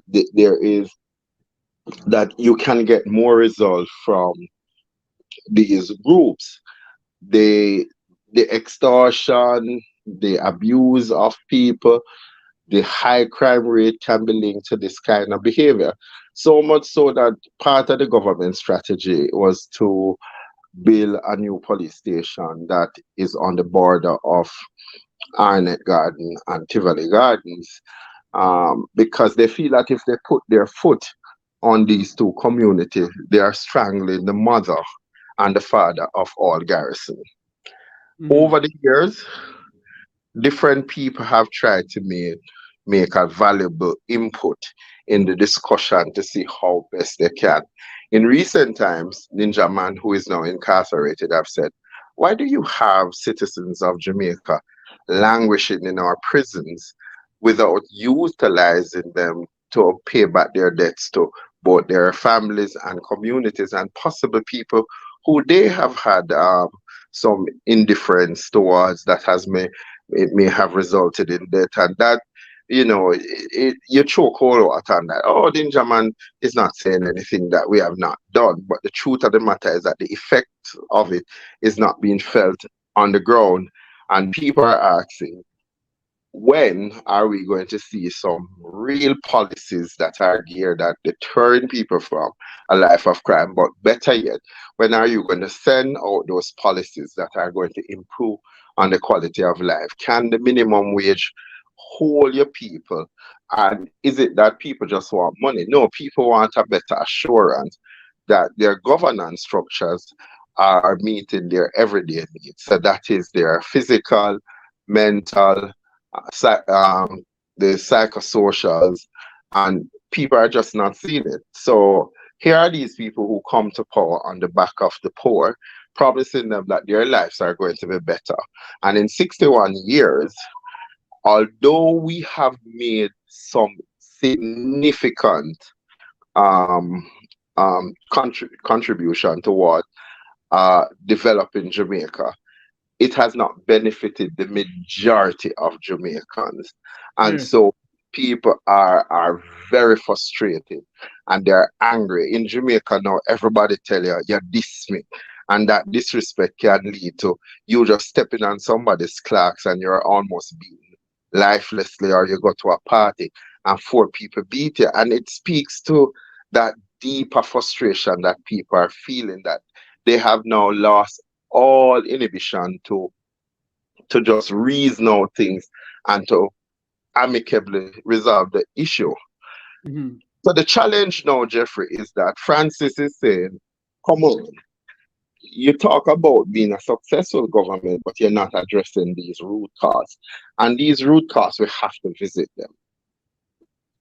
I tell you, a more modern, inclusive government would have seen it as a challenge. I said, Rupert, we have blundered, but all of us have a part to play, because if Jamaica was deemed as a company and we were all directors, Rupert is saying that we have a part to play. But if we have a part to play, why are you muzzling us? Why aren't you not taking us serious? Why do you see us now like a thorn in your flesh rather than a partner? And that's what government have to understand. They are not government unto themselves. They are government of the people.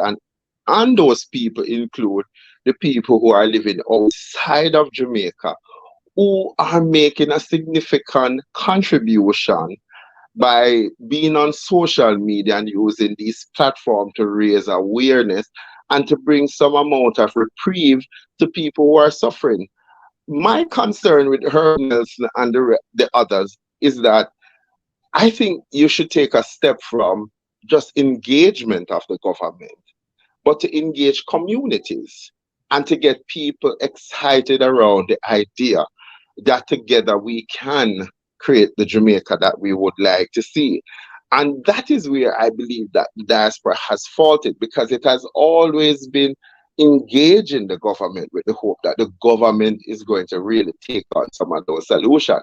But as Herb said, we're organizing people, and I've said it on your program, until we use this platform, Jeffrey, to engage the common Jamaican and to look again at the PLA tool, the participate learning activity, where we're teaching people advocacy, where we're helping them to identify some of the root cause, we're asking them to think about their own solution to those root causes, and then to look at the outcomes that we would like to see. We're going to keep on looking up into this problem, because every community should have its own manifesto that says the government. Here are the critical 5 things that need to be addressed in this constituency. If you cannot address them, then at the next ballot, we're going to ensure that we get somebody who understands. So they're going to continue to pontificate the lies that they tell, that, you know, everything in Jamaica is hunky-dory. This administration has taken us far beyond any other administration. And then a former Prime Minister, PJ Patterson, is saying, why can't we go back to the days where we apply the same principles in cricket to how we talk to our people and get them to better participate, to better understand. So we are united around a common vision for a better Jamaica. But Herb, it has to start with the people, the grassroots, because I can tell you, the diaspora is a foreign name to a lot of Jamaicans that are in the corners. And this is why I've said, Jeffrey, time, and I will say it again, until we dedicate your programs, your Carlos, Herb, the One Jamaica Defense Fund, to creating our own talking point, what we want to see in agriculture, what as the citizens we want to see in national security, what we would like to see in education and health. And we have our white paper that we want to be tabled in Parliament, where we are pushing the idea that the diaspora, like the rest of Jamaicans, would like to see meaningful change, not for you to come to us and then every 5 years you ask us for our vote. You prostitute the Jamaican people by telling them, I'm going to make your life better. That's the premises, you know. The premises that the current Prime Minister walked around the country with a basket and tell us that we can't ever buy fish back as a result of the wicked, cruel PMP government. But we are no better than we are now. In terms of their outlook, that Nigel is satisfied where he is with finance. Christopher Tufton is happy with where he is in health, and Floyd Green is probably, I'm not sure if he's still at fishery, is happy with where we are in terms of those things that we can build on. Those are admirable things, but how does that affect the everyday reality that a Jamaican who is still waiting on a surgery now don't know where they're going to get the first dollar to pay for that surgery? Let's alone that when they come out of the surgery, they'll be able to find food so that they can take their medication. And we need to teach alternative health and so forth. So Rupert Francis' letter is a timely reminder that, look, while we have achieved, there is yet a greater achievement, and the people are waiting for these achievements, because they didn't send you there for you to get private security. So they don't, you know, they're not constantly living in fear. The Prime Minister have private security, his minister and the cabinet minister have private security. They are far removed from the peril, the peril of the people's reality. But the Prime Minister also promised that I'm going to return to Jamaica to a day when you can sleep with your windows and doors wide open, because the prosperity that the prosperity that is going to come as a result of the plans that we had. Jamaicans don't have to live in fear. The reality of that we have not yet seen. So on that basis, the honeymoon phase is over. The 100 days is over, and we're still waiting. Here is a fantastic group of people, and you're not utilizing the skill set of a Carlos, a Herb Nelson, a Wilfred Rattigan, a Jeffrey Tavares, who probably have 64,000 people listening to him right now, who all want to play a part, and you can see it in the comment section, that people have ideas, but who listens to them and don't pay platitude? Who is taking them on? And that is why we, the people, have to organize the Jamaica People's Movement, to show the government that we're not just about talk, we're not about talk show. We are actually on the ground talking to the everyday Jamaicans. They have solutions. Diaspora have solution. And then we must call them to the table and say, look, we're tired of the promises. Here's what we would like to see happen.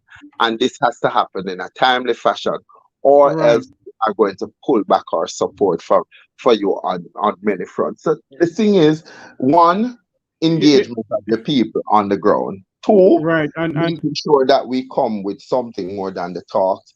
And three, have the Jamaicans so worked up around the idea of a common vision that we now will advocate a different position. How you're going to do that in a polarized political system is by basically starting at the point where I'm not necessarily here to give you the answers, I'm here to hear yours. And a reason start, and we open the mindset of yes, people to think it is possible that we right, can speak to the powers that be. right. Mr. Nelson, based on all what Luke just said, is it a view that we in the diaspora are just a person who don't see that Jamaica has come a far way in the sense of high-rise buildings and roads and all sort of shebang around, and we don't see it. That's why we're talking so much bad things about Jamaica because of this administration. And Mr. Michael, Mr. Herb.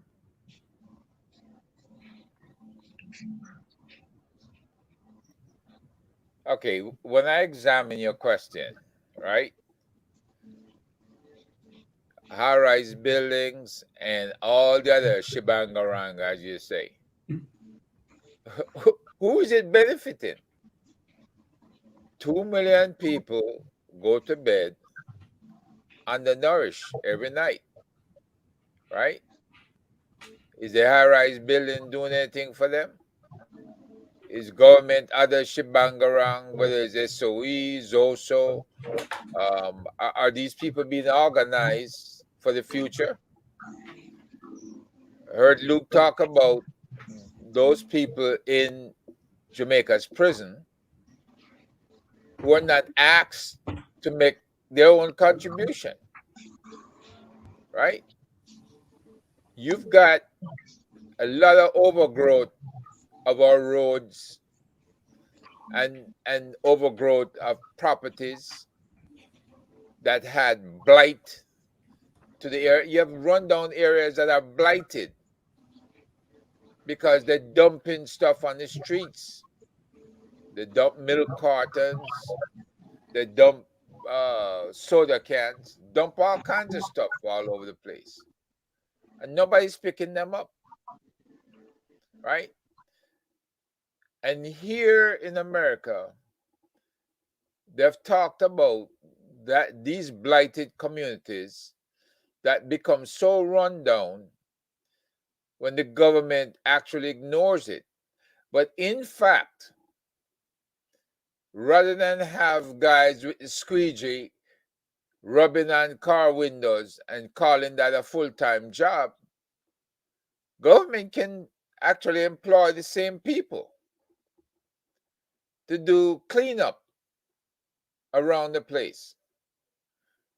They can employ the same people and teach them, train them how to fill in some of these potholes with some concrete,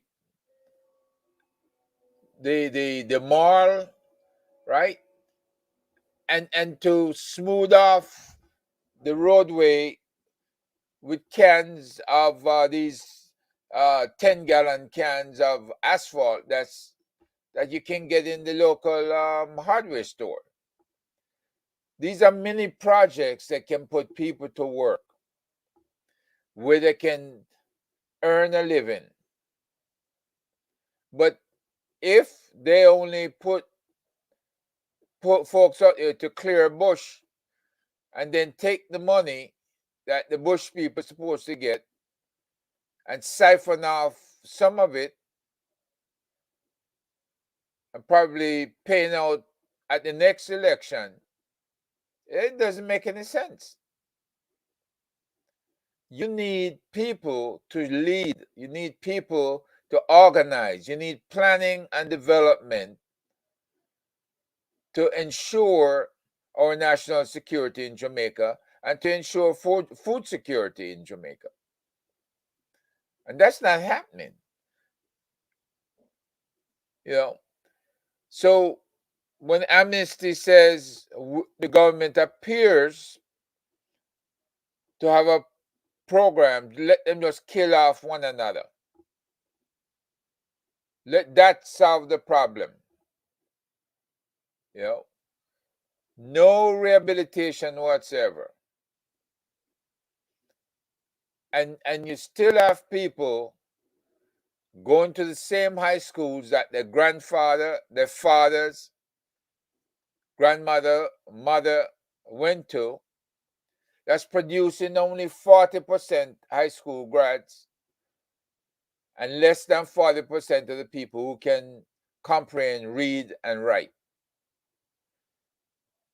Government is not doing any service on behalf of these people. You give them a green shirt or you give them an orange shirt and you tell them go out and make a lot of noise and cheer for the party. And then after the cheering is over, what happens? And you do it, you repeat it for local elections, you repeat it for national elections. Yes. And you give the people $5,000 and they elect you for 5 years so you can earn $100 million for 5 years. What's up with that? Yeah.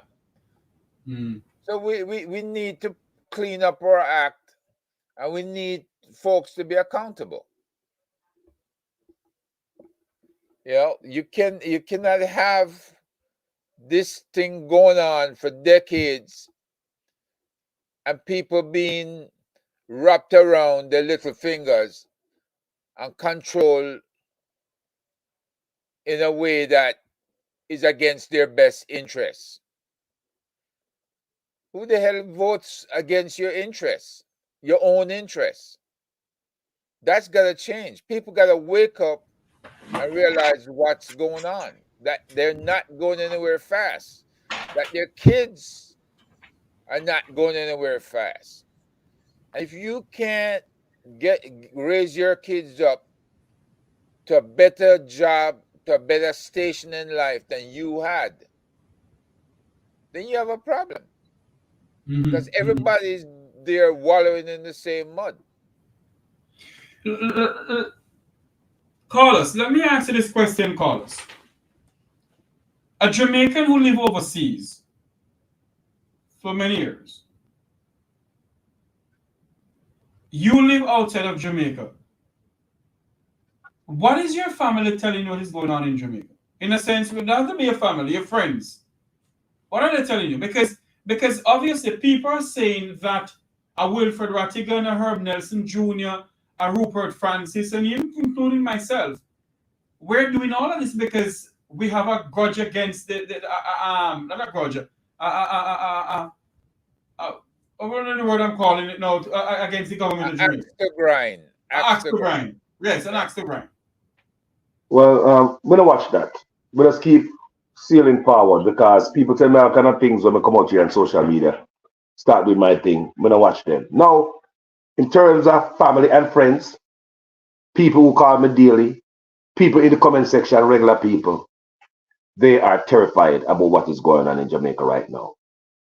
There are people who will talk to you and they're quiet. Sometimes people talking to me and I hear somebody else in the room say, hey, lower your voice because they don't want not even the wall in the house to hear them. I did a video when I went down there by Bluefields Beach. They had this person own his property next to Bluefields Beach and they run a fence all the way on the beach. There's no land there. It's like that person's fenced it like they own the ocean. And I went down there and see it and the people are telling me, but they don't want to be seen on camera. When the camera start to roll, them run and hide. So these people have so much to say but them can't come out and talk about it. They're living in fear, total fear. They're hearing the killing around them. They are hearing about the corruption. They are hearing about these atrocities. But these people feeling helpless. They say, what we can do about it? That's what I think, said, yeah, man. What we do about it? Are they wicked? And that's it. And that's the way some people decide to live out their life. But earlier, they talk about embarrassment. I was waiting on you to come back to me with the question. Now, embarrassment, they're talking about the letter is an embarrassment to who? Now, let me tell you, there's no bigger embarrassment more than what we're facing coming out of Jamaica. Now, me have about a dozen embarrassments, and that's all I have for write down for random. I'm going to write more. Now, jaw drum. When we overseas here know so we can't put our hand on our wives or baby mama, you'd go to jail. See a politician beat down a woman with a stool. That was embarrassing. When we see the Prime Minister did nothing about it. That's embarrassment. Jaw wrong, beating woman with a stool is a politician up till today. You have females in Parliament went and embraced George Wrong and is returned back to Parliament while. What is his name? Eh? What is his George name? Wrong. Or hey, right. Or hey, right, George Wrong. Right? So, right. So number two, the female soccer team. You know what was embarrassing? When we see it all over the media that the team was stuck in Texas. I think it's earlier this year or late last year, but it's very recent. Stuck in Texas because they can't pay for their luggage. The soccer team were stuck in Texas airport because they cannot pay their luggage. I was hot. I did a video on that. I said, anybody in Texas would have loved to pay them luggage. Imagine that our soccer team cannot pay the luggage. That's embarrassing. Remember, the same team have to do a GoFundMe the other day. Embarrassing. SSL, when the story of SSL broke out and the world heard about Usain Bolt money gone, people who know that was embarrassing. Guys at Jamaica, guys might not remember that. That was, people was on every news. Because them say, boy, them thief Usain Bolt money. That was embarrassing, the SSL thing. All right? So let's talk about the education ministry. Did you know when that came out in the paper about the Prime Minister's corruption at the education ministry? Him as an education minister, he was in the Bahamas. It was within the same time they come out and talk about there's some cyber attack on his office. When I know we don't know about the cyber attack when he came back. We don't hear about that cyber attack since. But it was during the same time that the report came out from the Integrity Commission about the Prime Minister's dirt at the Ministry of Education. That news made international news immediately. Go and check the news, people. That news is everywhere that our Prime Minister is a corrupt man and is up for prosecution. We were embarrassed, very embarrassed. What is embarrassing again is the $5 million, $15 million that Nigel Clark looking at we like we're so stupid and dumb of a people that you should take from us to prop up SSL, a failed investment firm, what should have locked down long time, you want us to give 15 mil. That is embarrassing, the way you treat the people like we're stupid and have no sense. Another embarrassment is the 300% raise. Because you and I overseas, you know that no politician, nobody get 300% raise. But there again, schoolyard bully, drape up the people, them, slap them up, take out the lunch money out of their pocket. This is where the 300% raise come in. That's embarrassing. You know what embarrassing again? To live overseas and know that our politician over here have to declare the asset, sign them code of conduct. But we look for our own Prime Minister for years, even declaring the asset, people. That's embarrassment. And I'm sure, I don't think some people have been ashamed. That's embarrassment. The Prime Minister have not declared his asset. For years, he have not signed a code of conduct either, not make none of his members of his cabinet sign a code of conduct. You know what embarrassing again? To see our Minister of National Security name in WikiLeaks. That's embarrassing, people. To see our Minister of National Security name in WikiLeaks as a gun trafficker and this and that, type of bad things against him and name people. I want you guys to go and read it. You know what's embarrassing again? The wife of the Prime Minister is in office. She's at the integrity. She's the integrity chairperson. She's the She's at the Integrity Commission Oversight Committee. She's also on the Constituency Development Fund as a hold on there, Carlos. She's the chairman for the Oversight Committee of Parliament that table that is in charge of things in charge of the commission, I think. My memory is correct. I'm starting to be corrected. Go ahead. The Speaker of the House. And the Speaker of the House, yes. So and so this is embarrassing. Why? Because I know in my heart it might not be illegal, but it's unethical, since nobody in the world have ever pulled it off but Robert Mugabe out of Africa. Imagine you're doing something in your land, in your community, that nobody in the community is doing. You're out there with your coach and the land, and you're bridging around in the boom box and the 40 back of them and your barbecue on the green land. Nobody in the community is doing it. That's what make me look bad right here. So so another embarrassment again is when Warmington called the brother from over Portland, chink, dog, flea, and fly, and nothing is done about that. And where we live overseas here, it cannot happen. You know, it's embarrassing again when Warmington tell Mark, because he's a white man, he cannot become a prime minister of Jamaica. He have to go up to England, Ireland, or them place there. Remember that racial remarks? That was very embarrassing. And the Constitution, you know what's embarrassing again? When Andrew Onis used the Constitution like a piece of toilet paper and could just wipe up his shoes with. So amend, change the Constitution to keep Paula Llewellyn there, change the age of retirement without going through the proper process. All that is embarrassing. And I could go on and on and on. So we don't want nobody talk about no embarrassment coming from that letter. We don't want no overseas. We don't beg no handout. We don't want no contract. We don't want no food. We don't want no fertilizer. We don't want no chicken. We just want corruption to end. What is so hard about that? Stop the corruption. We don't do thief from your boy till now. Too much of this are going about time. And it's a notice not only for labor rights. I want you guys to know this is a call to action. So even the PNP can know that.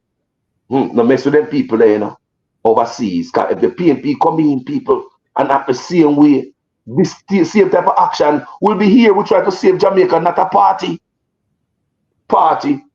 No, it's country over man and party. Jeffrey? So, Herb, you have something to say? Or should I? Unmute your mic, Herb.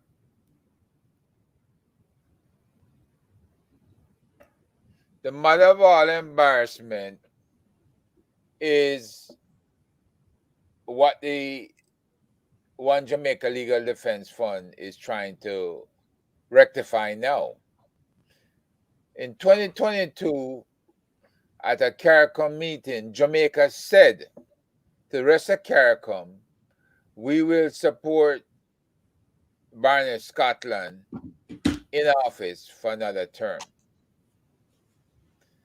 And by the following year, a corrupt Prime Minister of Britain met with our Prime Minister in Jamaica and came up with another plan to get rid of Barnett Scotland. Now, when you cross up the Caribbean leadership of CARICOM in such a manner, that's embarrassing. When you spend 42 million Jamaican dollars on that campaign for your foreign minister to be the Secretary General of the Commonwealth and she lose, that's embarrassing, right? And when she turns around and have the private sector funnel money to her in an attempt to influence her for whatever reason in the future, whether it's contracts or whatever else, $99,000 US, and she doesn't declare it in taxes. She doesn't tell our own government, which she really and truly doesn't need to, because I'm sure they were well aware that she was getting the money. That is embarrassing. And then now to be in court, fighting the case, and have a corrupt court system come down on her side to tell us in Jamaica to cite a Buju Banton song, right, in her defense, that's even worse. Or we say, what's up, embarrassment? Wosara. Whatsoever. Yes. Yes, Wosara. So, you know, you cannot get any worse than that. The only thing is left now is for the prosecutor, the Integrity Commission, to file charges against the Prime Minister and take it to court and put him on trial. Because, as Jamaican Carlos mentioned, when he was in the Ministry of Education, he was funneling contracts to his partner of over 20 years. He and his wife's partner in construction and finance business. And you cannot do that. You cannot bypass the system of competitiveness in contracting and give it to your friend as a favor. So one hand, the other, Yes. you're scratching each other's back. Yes. Right? You're dealing underneath the table. Yes. Should not happen. All embarrassing. Yes, true. Luke, come on back in here, Luke. I need to ask you this question, Luke. Luke, are you there with us? Yes. Yeah. Luke, what do you get from this letter? Do you think the Jamaican people are saying to themselves tonight that yes, the Jamaican diaspora is standing up for us? The Jamaican people need a standard bearer because, as I think everybody have said it, the fear that the Jamaican people fear for its own government is only next to North Korea that you see that if you talk out, you're likely to be targeted, and you can lose your life in the process of just expressing your own personal views about things that are done. So I think it's a breath of fresh air that somebody else in another space who have the Jamaican interest at heart, who has put country above himself. And Francis said it a while ago, that he has been a member of the Jamaica Labour Party. Be it as it may, you know that the naysayers are going to say our intentions are not pure. We come on this program and we bring down Jamaica all the time. Carlos could list 100 more items, and there are those who believe that the wholeness government is never going to wake up. This is not enough, and this is why, following on the eve of this letter, you need to see those organized activities around creating a vision or giving our opinion as to what we need to see. We don't need to get an audience with the government to come together as a group of forward-thinking Jamaicans to come up with ideas that we believe that will be better able to put this country on the winning track. We are not saying that there has not been accomplishment, but we're also saying that we need to see a change in style. People have to be prepared to take that 180-degree turn, and we need to end the corruption cycle. We need a greater sense of accountability and integrity. Yes. So Rupert is speaking for the voiceless in this regard. And there are hundreds, if not millions of Jamaicans who feel this way. They say it, and as Carlos says, sometimes we say it, but we have to be careful because them say bush have ears and wall have eyes. You know how you say it, because when you think that you have to live in this society, and when you share a view different from your political dynasty, they tend to want to put a foot in your neck. And like back in the days of slavery, when you tie a slave on 4 horses and beat the horses in different directions and you call out the rest of slaves, you kill somebody tonight who is a common speaker, and then you make 10,000 more Jamaicans don't want to talk because everybody wants to go to heaven, but nobody wants Yeah. to pay the price. Yes. So the letter is not expressed in anything that we have not been said, or the Jamaican people have not said in different spaces. I don't think a government that is a forward-thinking government would deem this as a backward step, but I think they would see this as a call to action, and that they have to deliver to the people some of the things that are to give the people the assurance that they are serious about governance. Yes, Luke. Let me get Dr. Francis in. Dr. Rupert Francis, welcome back to the program, sir. Yes, sir. I'm back. Thank you for coming back on. Dr. Francis, you are the man of the moment. And the people are asking in the affluent society, in the affluent of the Vumbo the Vumbo V. What are Rupert Francis get? What are Rupert going to get from all of this letter he sent out? You know, I've thought about that, and I've said to myself, what expectations do I have? All I want to see is a level playing field where everybody can accomplish what they want to accomplish, no matter where they're from. And whether Hold they on want for to Dr. like Francis. Hold on for me, Dr. Francis. Yes. Can those who are not speaking, can you all mute your mic for me, please? Go ahead, Dr. Francis. Yes, I'm saying to you, we just need to know that everybody has an opportunity, a level playing field. Whether they want to like it or they know that I'm speaking the truth. They know. Yes, you're going to have somebody going to clean your house. Yes, you're going to have a yard boy and so on. Yes, but that yard boy's child or that maid's child can become whatever they want to become.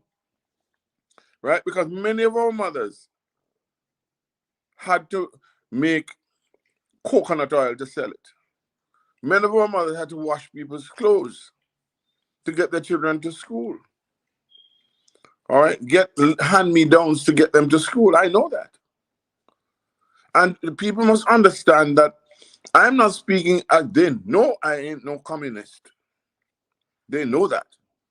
But what they refuse to understand is that I've had a reckoning over my life. I've seen what is possible and what is not possible. And I've reached a stage where I can know the difference. And all I'm saying is, yes, Jamaica is a wonderful place. But if we are not careful, we're going to lose it. And we're going to lose our culture. And we're going to lose what other persons fought for. You know, and I'm not doing this as a cliche, but nobody can talk about, you know, a Marcus Garvey or Robert Nesta Marley or, you know, any such, you know, person who we revere as people who have not set an example. Okay, we may not smoke weed, but no, many other people who are selling the weed have never implanted it, never liked it, always used to ridicule it, and now all of a sudden they are the entrepreneurs. To me, that is corruption. I don't care who you are. You never, your parents never, you know, I mean, you know what happened. And yes, there are opportunities, but can the other man get? So when we couldn't get enough weed, we sent to Canada. You can imagine how can Canada with its they can't grow it. I would imagine in the field like that, you know, like how it grown naturally here. You know. They have to have greenhouses. And that is supposed to be better than what we grow naturally. No, I'm not a weed man myself. I can't smoke weed. I laugh too much if I smoke weed. And ask me how one time I do it. One time, just like Bill Clinton, only one time I do it. But Dr. Francis. Go ahead. The point you're making what? The point I'm making is this simply. And I try to make because we all have to understand that if they're but by the grace of God goes I. We can't afford the children cannot all the male children cannot become criminals in a country like ours. Where's going to be the Usain Bolts? We're going to be the other Jack Stars. We're going to be the cricketers, right? We have to find a way to reach them again. And the way it is going, all you have to offer is a hotel job. There's not. I mean, look at India. How many of the Indians, young Indians, are leading the way in the technology industry, right?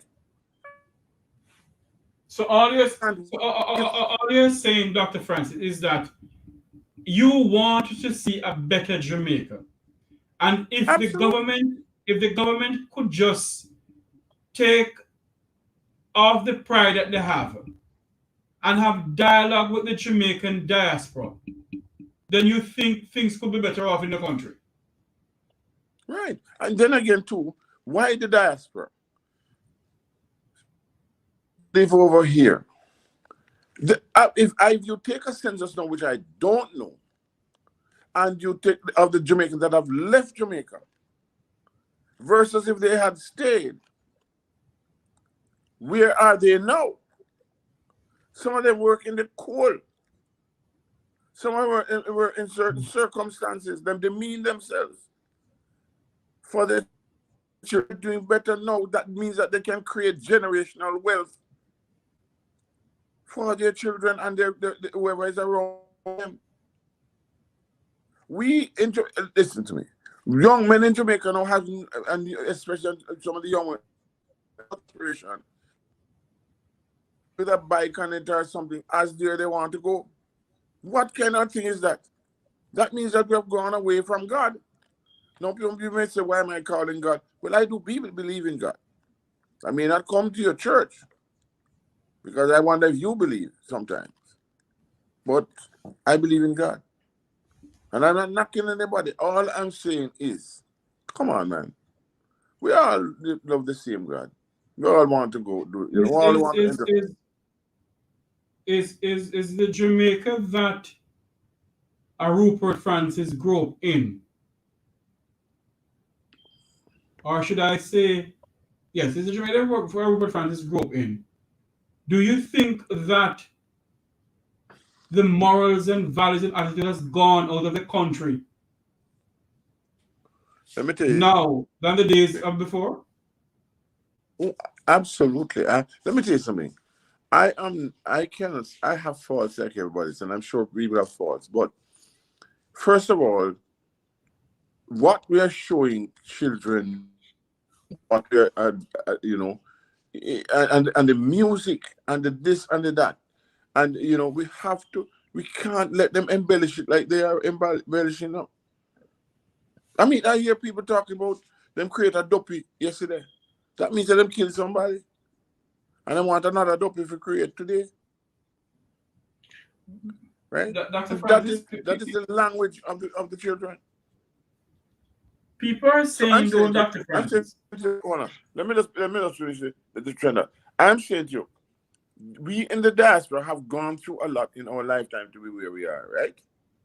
And some of us, not there yet, right? But they're working at it. A lot of people they say bad things about America, yet every time they get a chance, they want to come, they want to shop, they want to do what they want to do, and yet you know what I mean. And yet, we are not America alone. We have the Canada, we have the UK. Are you telling me? And many of them, our people, are successful entrepreneurs, successful doctors, successful workers, right? Creating stuff. So why I am going to send away? That's why I wrote the letter. That's why I wrote the letter. That's all. Okay. We're going to open up the phone line to get about 3 to 4 calls in, and then we go back to normal program because I think we're waiting the arrival of Mr. Wilfred Rattigan. Hopefully he comes on. But we're going to open up the phone lines for our people to ask questions. Just ask questions, hang up, and they'll have Dr. Francis answer the questions. So we're going to ask people to call in. The number is, oh Lord, I have one already. My God. Hold on a minute for me there.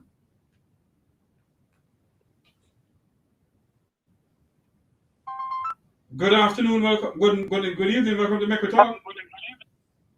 Hi, good evening, panel and Jeffrey.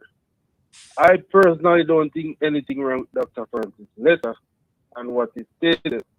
But what I want Jamaican people to question themselves about.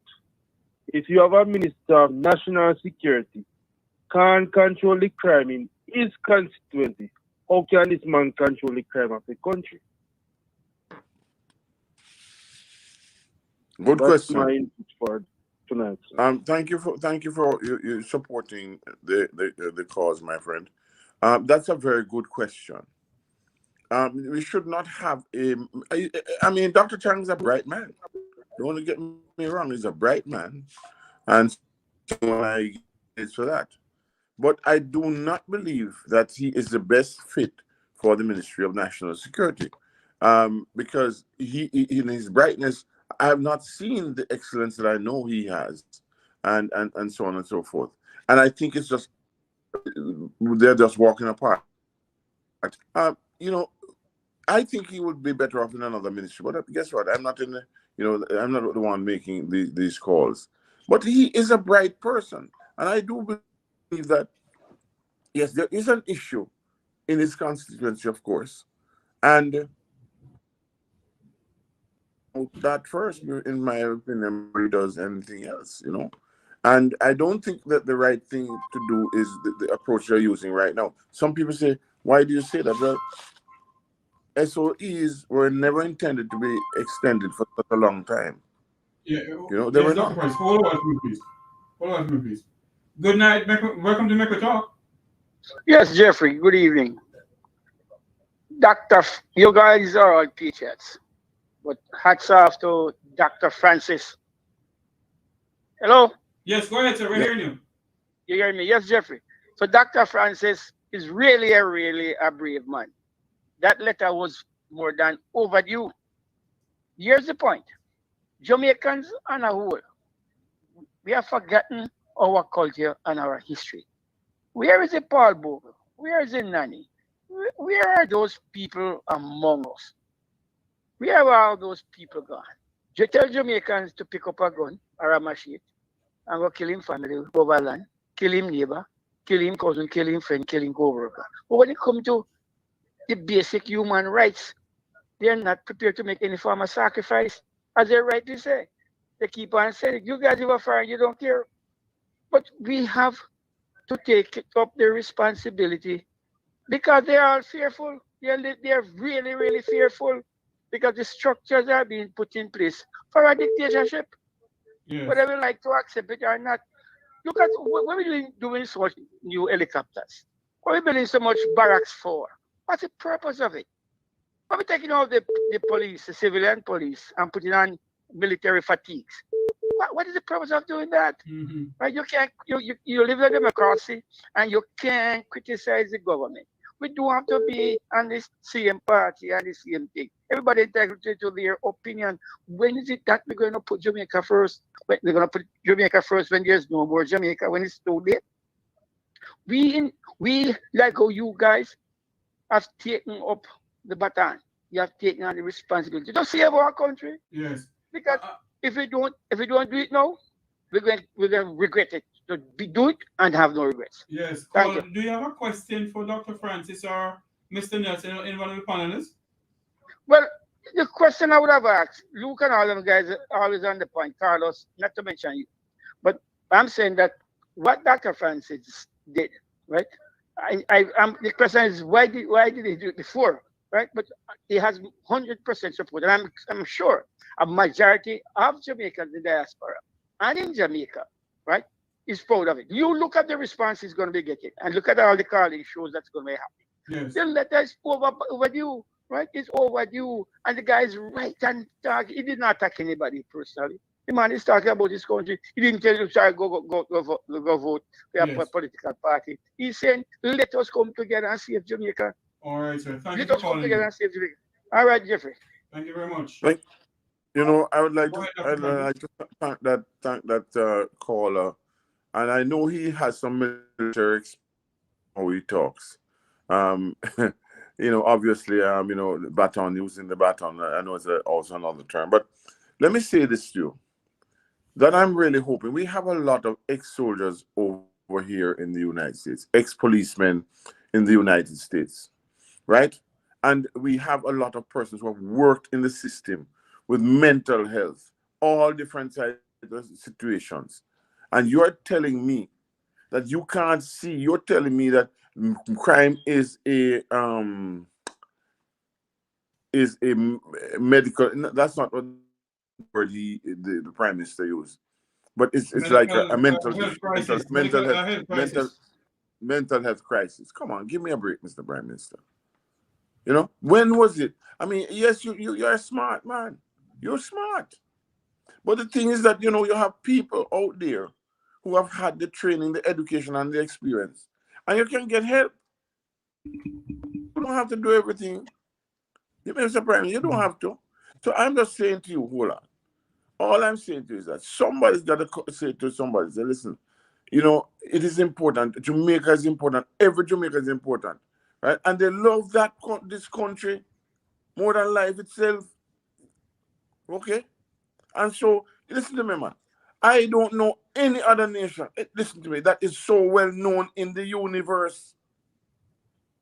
Everywhere you go, them singing one love. So why can't we show the love? Why can't we show the love? Why we have to show fear? Why you have some guy? People know where these people are, these bad men are. Right? And I'm not saying to go clean them out in the worst way. I am saying ask them to turn their spears into plowing shears. That the Bible says, or whatever I'm saying, turn it into pruning hooks.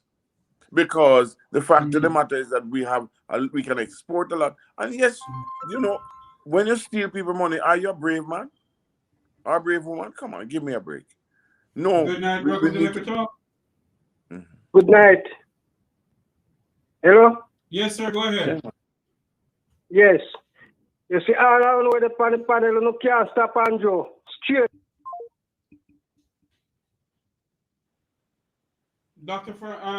Sir Nelson. Can I say this to you? Can I say this to you? Go ahead. Can I say, you see somebody like that, let them talk. Let them rant, let them rave, let them say what they're, because this is not about politics. This is not about politics. Obviously, you may be benefiting from the Prime Minister being in office, right? And you're very fortunate. But at the same time, please, when you come on this platform, please talk the non-political talk, because I'm not talking political talk. I have a call coming, Dr. Francis. Good night. We're going to make a talk. Yes, good night. Thank you very much for just having me on the program that you have used as a platform to hear what we have as problems in the diaspora and, of course, in Jamaica. I want to be very quick. Luke Cooke, I think you're very passionate, and at a grassroots level, your effect is very good from what I've heard and what I think I can perceive you're doing. The other members of the panel, like Jamaican Carlos, well done in putting out views that are needed to be heard at this time. Mr. Nelson, keep up the good work as well, keeping the ideas alive. I have a question and I'll come off the phone. I wish I could be a little longer, but I was asking Mr. Tavares this afternoon a question, but didn't get the time to call, but he told me to call back at about 7. My question is this. What do you see? No, first of all, Mr. Tavares had mentioned in a program the day before that how do we think Jamaica would perform with a third party? So maybe I'm a little digressing, but it still has to do with the diaspora. How can we in the diaspora contribute to having an effective trade union system to represent the workers at the lower level, the common workers? Because both parties that are pertaining right now a majority, both the PNP and GLP, they were formed out of a very active and strong trade unions that were needed to galvanize people at times of great economic upheaval in the beginning of Jamaica's real modern history, so to speak. From what I'm seeing, the parties were established in trade unionism.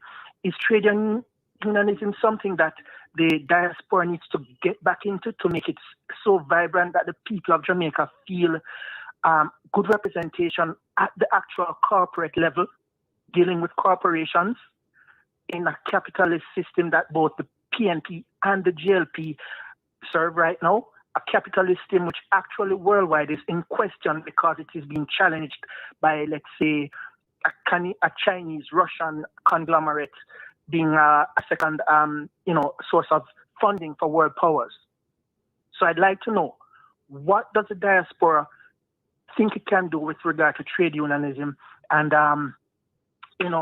who are we pulling in from the diaspora to make that connection? Mr. Luke George, I'd love to hear what you'd have to say about that. We need something that people who work right now can run to in order to be represented. Yes, go ahead, and I'll come off the phone. Okay, thank you very much for calling in.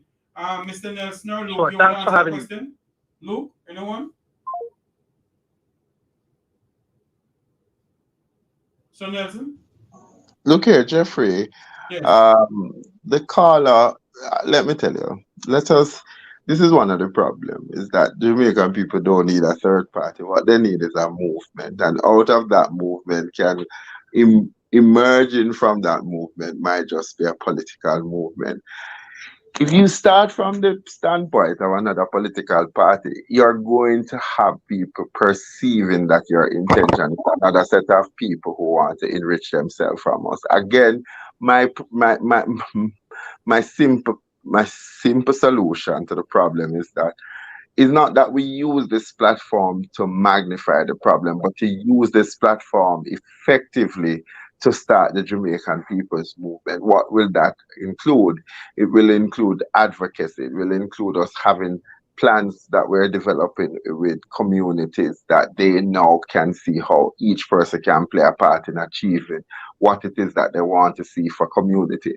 Again, the Rupert Francis letter is a timely letter. He stands now as the standard bearer. And on this show, everybody's looking for a hero. So, bring in Rattigan, bring in this. You see, it goes around that problem of that individualism. It's a collective force of everybody. And it may be headed up, or the spokesperson may be a Rattigan, a Jamaican Carlos, but we all have a part to play. We all have a part to play if we're going to save Jamaica. So Rupert has given us some of the problems as it looks at crime, as it looks at service delivery, as it looks at that. What is my responsibility? What is the Herbert's responsibility? Is now to put into another paper, because here's where Rupert is going to lose traction. If we don't quickly start to show people alternative solution to the problems that Jamaica are having without waiting for the government to take us on, we're just going to get a pushback. Because the truth of the matter, where crime pays, crime stays. And right now, crime is the biggest paying industry in the country. So if we're going to be true educators and stick to the nature of what education is all about, when I was growing up as a boy, you used to go down to the park and you listen to the Rastafarian. One person buy the newspaper, them read the social commentary, them read the political, and whoever felt that they had the information, they would now translate and have a discussion around it. And that's where I got a lot of my information from, just by sitting in St. William's Grand Park and listening to the Rastafarian come there and reason. And that time I thought that it was powerful. It is, Norman Manley said, I was here to give you independence. It is left to our generation, the Rupert Francis generation, and all of us on this platform to give our people the sort of economic and social upliftment that is needed. And in that, it speaks to, Rupert says something very critical that we take for granted, that more and more as we look at the neopolitics, that you see them closing off some passage where food is not going to come into Jamaica, food security and the emerging disease are quiet. We have not even started to look at climate change in an effective way. But crime is going to undermine all our efforts. So once we begin to empower the people from down up, where we enlighten people, we're going to get more callers like, I don't know, do. Yeah. We can't stop Andrew. Because that man might not be benefiting not at all. But everybody is looking for their 5 minutes of fame. But the truth of the matter is that the reality is staring them down in their face. And that is the double standard that is killing Jamaica. That you cannot be authentic about criticizing your governance Yes. structure without perceive that you are PMP and therefore you're just trying to destroy the legacy of Andrew. Yeah. They must remember that if Jamaica go down, all of us go down. And we all love Jamaica. Okay. Good night. Welcome to Make We Talk. Hello, good night. Hello. Yes, good night. What do you Make We Talk? This is West Clinton. How are you doing? Hey, Mr. Clinton, how are you doing, sir? Good. I'm listening to the program and I think I'm calling at the right time. Go ahead, sir. You're talking about what can we do now that is non-political. And the financial economic program and the pilot program for Jamaica, all your guests need to read it. And it's a program that you can add to it. All the intellectuals in the diaspora can build on it. And that's the program to prevent poverty, transformational wealth. It is architecture of diaspora reparation. Written by you? Yes. And well, Leslie. And where can we find this book? Barnes and Noble. It's an ebook at the moment, and the hardcover will be published soon. It sets out all that what you're talking about, but you can add to it. Jeffrey, just ask the call. All of you have a lot of knowledge that can add to it and make the program more effective. Yes. What I'm gonna do, sir, is get a copy of your book and read it myself. Right. And, then I will recommend other people to go and read it too. Okay. No, Jeffrey. Right, it's and not then about, we can all discuss it. Jeffrey, and get it going. Okay. Let the caller. It would have been good if the caller don't use this as a PR stunt, but to say, I would like to have a forum. I have an outline and it can be modified. The problem is, it's good that we're going to buy the book from Boston, but again, I'm saying to you, we're talking here, but we need to come up with a solution that people can say. Rupert ran the first leg of the race in highlighting and calling us to duty call.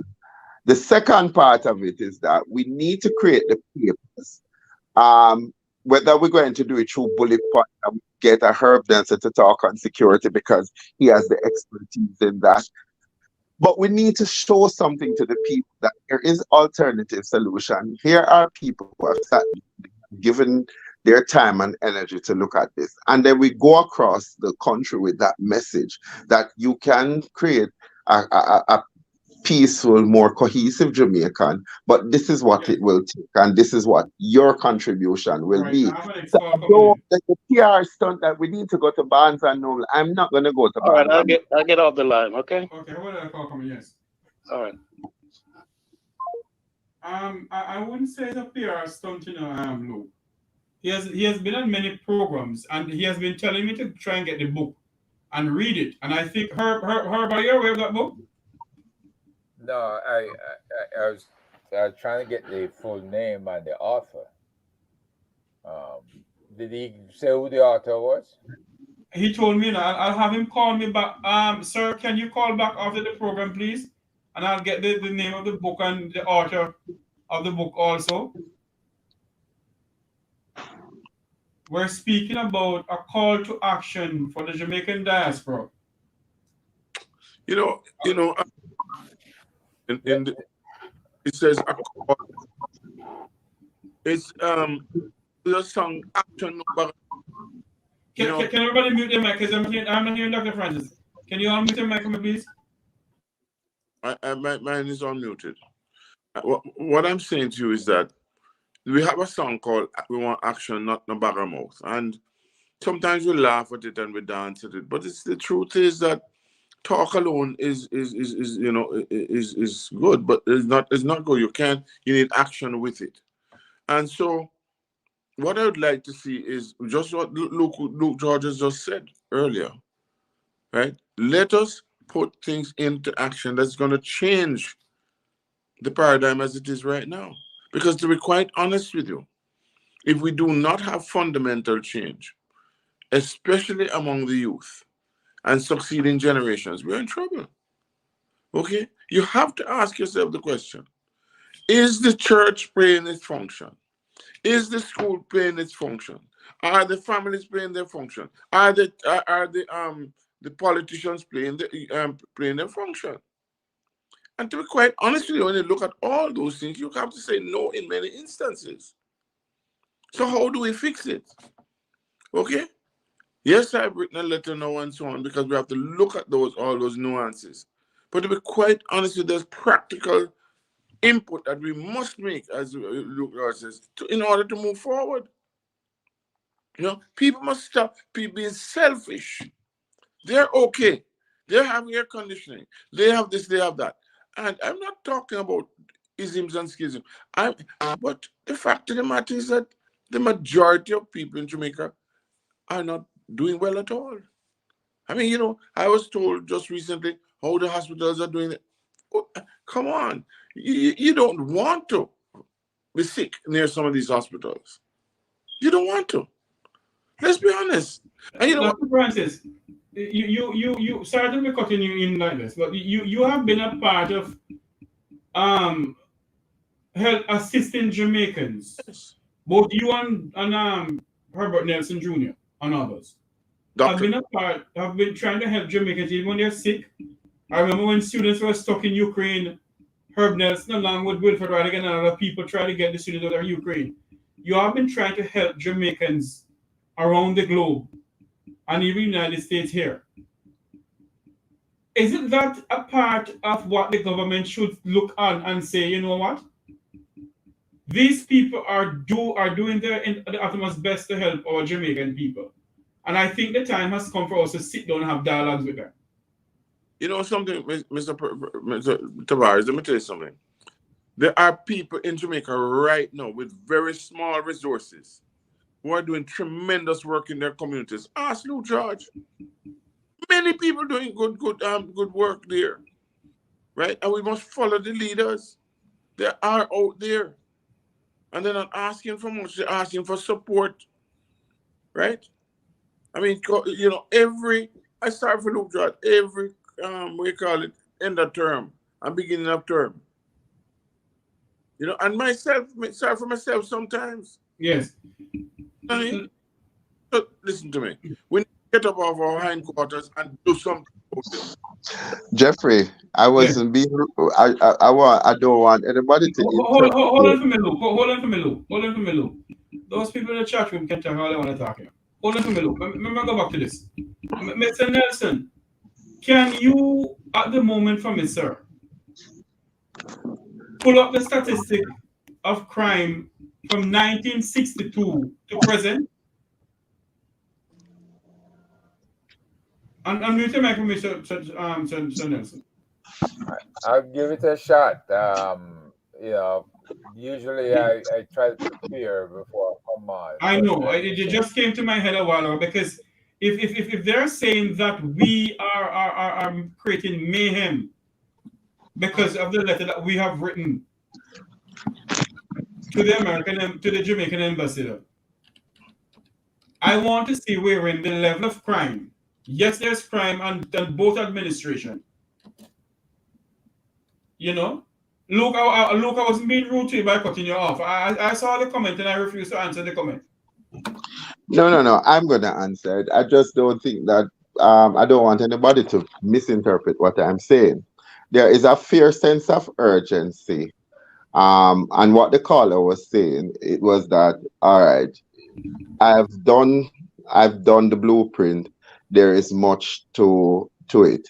And if we buy the book, but we're not having a reasoning and adding to it so that we will have something to present to the people, I'm saying that it defeats the purpose. I wasn't in any way trying to say to the caller that he has not made a valiant effort in identifying some of the gaps. And there are many books that we could add to it, but I would like to see the collective of Jamaicans on this platform in room, and that modern technology has afforded us the opportunity where we are having the Jamaica People's Movement Forum, and in that forum, he's a presenter.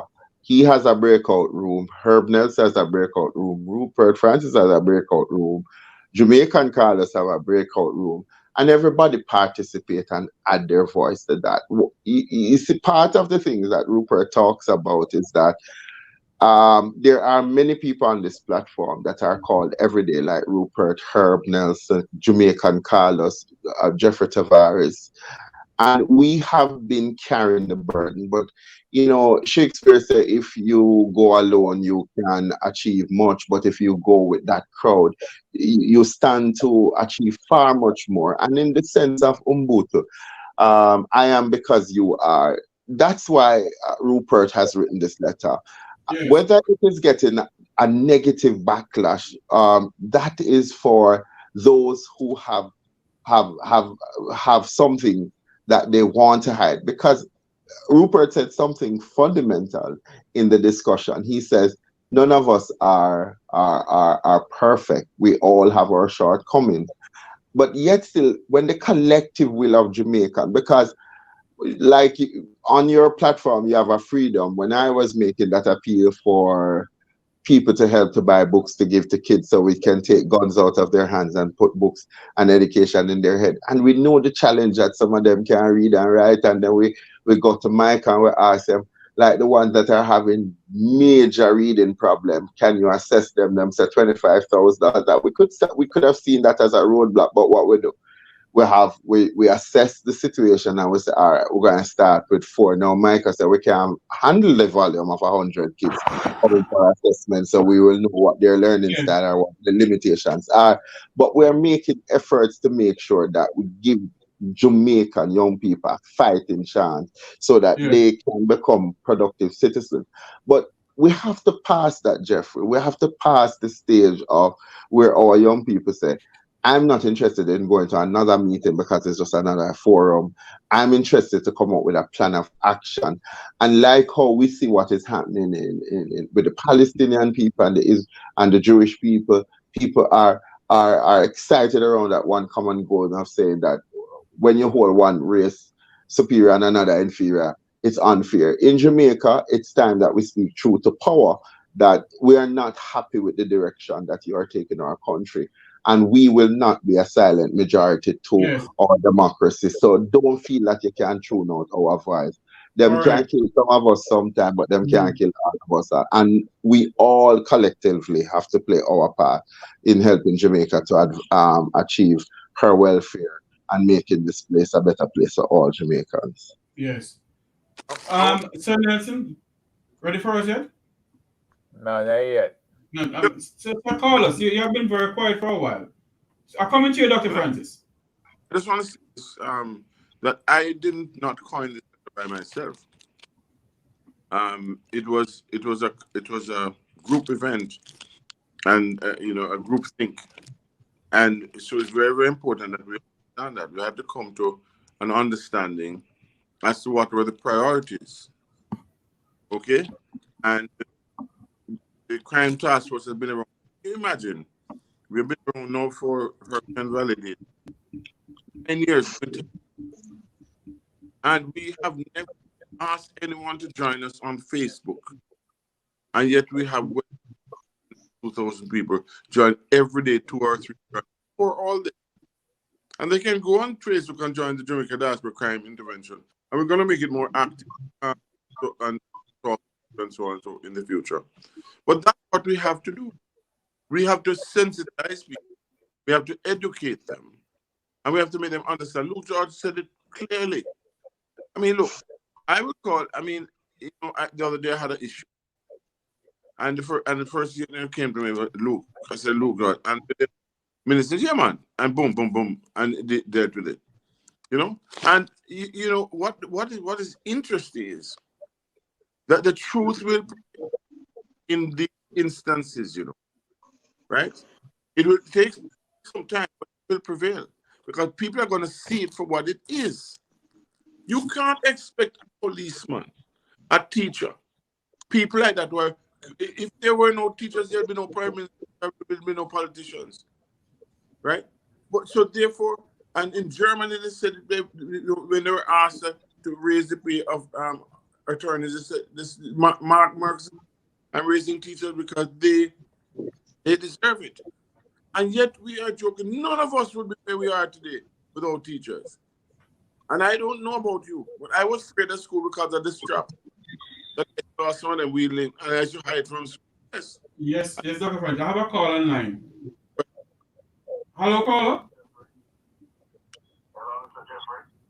Yes, sir. Are you hearing us? Yeah, I'm hearing you. Are you hearing him? Yes. Dr. Are you hearing him, Dr. Francis? I'm hearing him. Yeah. Go ahead, caller. Mr. Jeffrey, Caller, go ahead. I'm getting a feedback. Well, I don't know. Can you unmute your mic for me, please? I'm gonna have a call back. Okay. Yes, callers. You have been quiet for a while, callers. We're gonna wrap up anytime soon. Obviously, we do apologize that Mr. Rattigan won't be coming on. He was supposed to come because of circumstances behind his control. He won't be coming on. Okay. Yeah. Good night, caller. Welcome to Mecca Talk. Good night, sir. Yes, sir. Listen, hold on for me, sir. Are you all hearing him? Kind of. Does he have on his? I don't know what's going on here. I'm hearing a little bit of him. Can he speak again? Caller, speak again for me. Hello, caller. Yeah. Go ahead now. No, I was just saying that the letter that was sent out today, have everybody jittery. But what my encouragement to you guys, good move. Just keep the fire, keep on the fire. Okay, sir. Thanks for calling me. This is the first match's strike. We start to put some more on the fire to keep it going, and don't let it up. And we don't have to defend anything to anybody. We don't have to explain anything to anybody because anybody who have eyes to see know exactly what is happening in this country. So if somebody is willing to stand up and take the bull by the horn, this is it. And let us get going. All right, caller. Apologize to people and try to make people feel good. Yes, thank you very much for calling. Yeah, Yes. Did you all hear the call a while ago? Yeah. Yes. Okay, callers, go ahead. All we want is integrity in office, honesty in office, decency in office, no corruption in office. You know, no bagger in office. I suppose someone might look at this call to action, this letter right here. And for you guys who come. Yes, sir. Go ahead, caller. Sir, callers. Welcome to Mecca Talk. Go ahead, caller. Yeah, good night. This letter is born out of frustration for the people of Jamaica. We have no opposition trend. So the diaspora have to rise up to our help. And I'm so thankful for them. Mm-hmm. And I wish them the best. Mm-hmm. And if they need our help, individually, call upon them. I will be there. Mm. Thank you very much, Father, for calling in. Thank you, Senator. Yes. Thank you very much for calling in. Yes. Thank you. For those who want to call into the program, the number is 954-529-8030. 954-529-8030. You can call into the program and give us your views on the letter that's written to the Jamaican ambassador in Washington and also CC to the Minister of Foreign Affairs and the Jamaican government. So, Nelson? Yeah, I just wanted to say that, Al Miller gave a wrap up of the 60s all the way up to the 2017 when he spoke. Yeah. He said Jamaica has a problem with crime and violence that is far more serious in specific areas of the country. While stating the facts, there are some who are very selective with what they choose to relate. This is why witnesses in court swear to tell the truth, the whole truth, nothing but the truth. Now, he identified the 1970s as the start of the upsurge in violence. And they are saying the tendency to crime and violence in Jamaica goes back to the days of the pirates. That's how violent Jamaica was, all the way back with Henry Morgan and the rest of them, rummaging and rampaging in Port Royal. The murder figure in Jamaica in 1962 was 66. Compare that to 2009 when it was over 1,600. Right? So, wow. What that is telling us is when the white man was in charge of us, we were behaving ourselves. We were being good and decent people. We didn't have a tendency to want to kill each other, and we did not want to abuse each other. We weren't forming gangs. Now, all of a sudden, we can't get the murder rate down below 1,000 anymore. It's going up to 1,400 this year. Last year, it was around the same. Mm-hmm. But the bottom line is, he gave a lot of credit to Norman Manley for keeping the violence in check. Right? And he's in 1966, they tried Edward Siaga, and he was found not guilty in court of charges of violence. Yes. Right?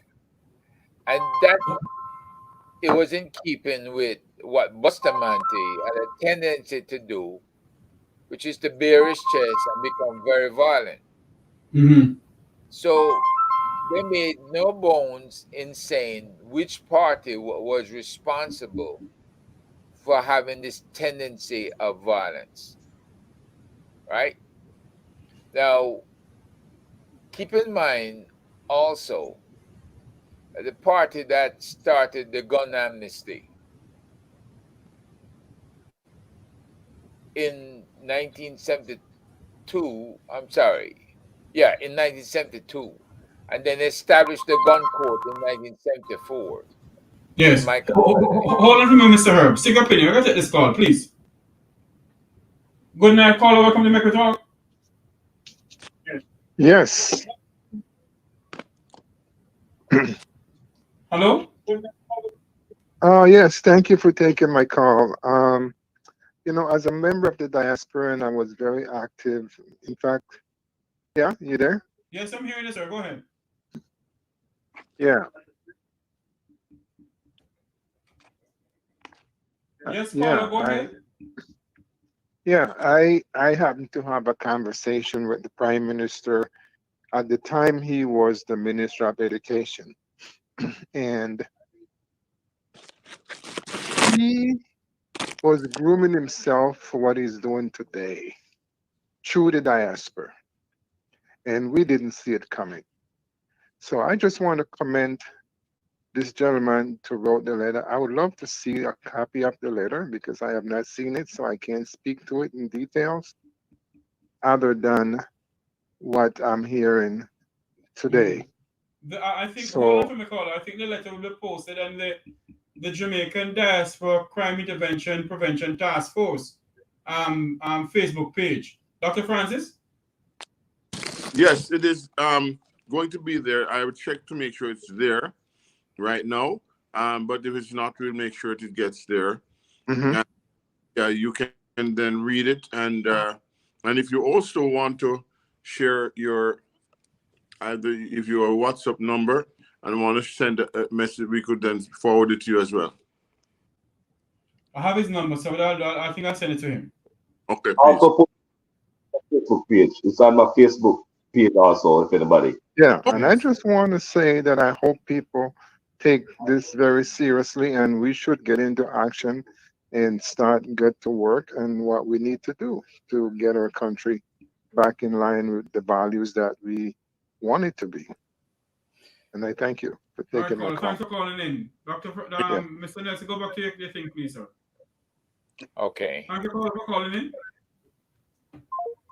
You know, a lot of levels of violence was covered. He was referring to state of emergency called by Michael Manley in 1976 and locked up members of the opposition. So they said so the PNP could win the election that year. But it was a lot more than that, because the violence perpetrated onto the people of Jamaica from provocations of the then opposition leader Siaga, aided by CIA. That violence was tremendous, and it wasn't a one-off shooting here or one-off shooting there. It was a consistent state of warfare on the people of Jamaica and the killing of Jamaicans. So if anybody could think of treason, what treason looked like, that was it back in that day, right? People just got to look at the various periods of time in Jamaica and try to look at what was happening at the different instances. This young man tonight, he spoke to us about trade unions. Yes. Right? Now, interestingly enough, I can quote the former Speaker of the House in Jamaica. And he spoke, because he's a trade union. Colonel Charles Sr.? Colonel Charles. Yeah, he spoke about how well organized the trade unions are, and that they respect government, they respect the rule of law, and they came with views that supported whatever government was doing, because they knew that government had to organize to improve the state of its population, to improve education, to improve health, to improve unemployment, to get rid of poverty. And this is where trade unions had some of the best organizers around. Michael Manley was a trade unionist.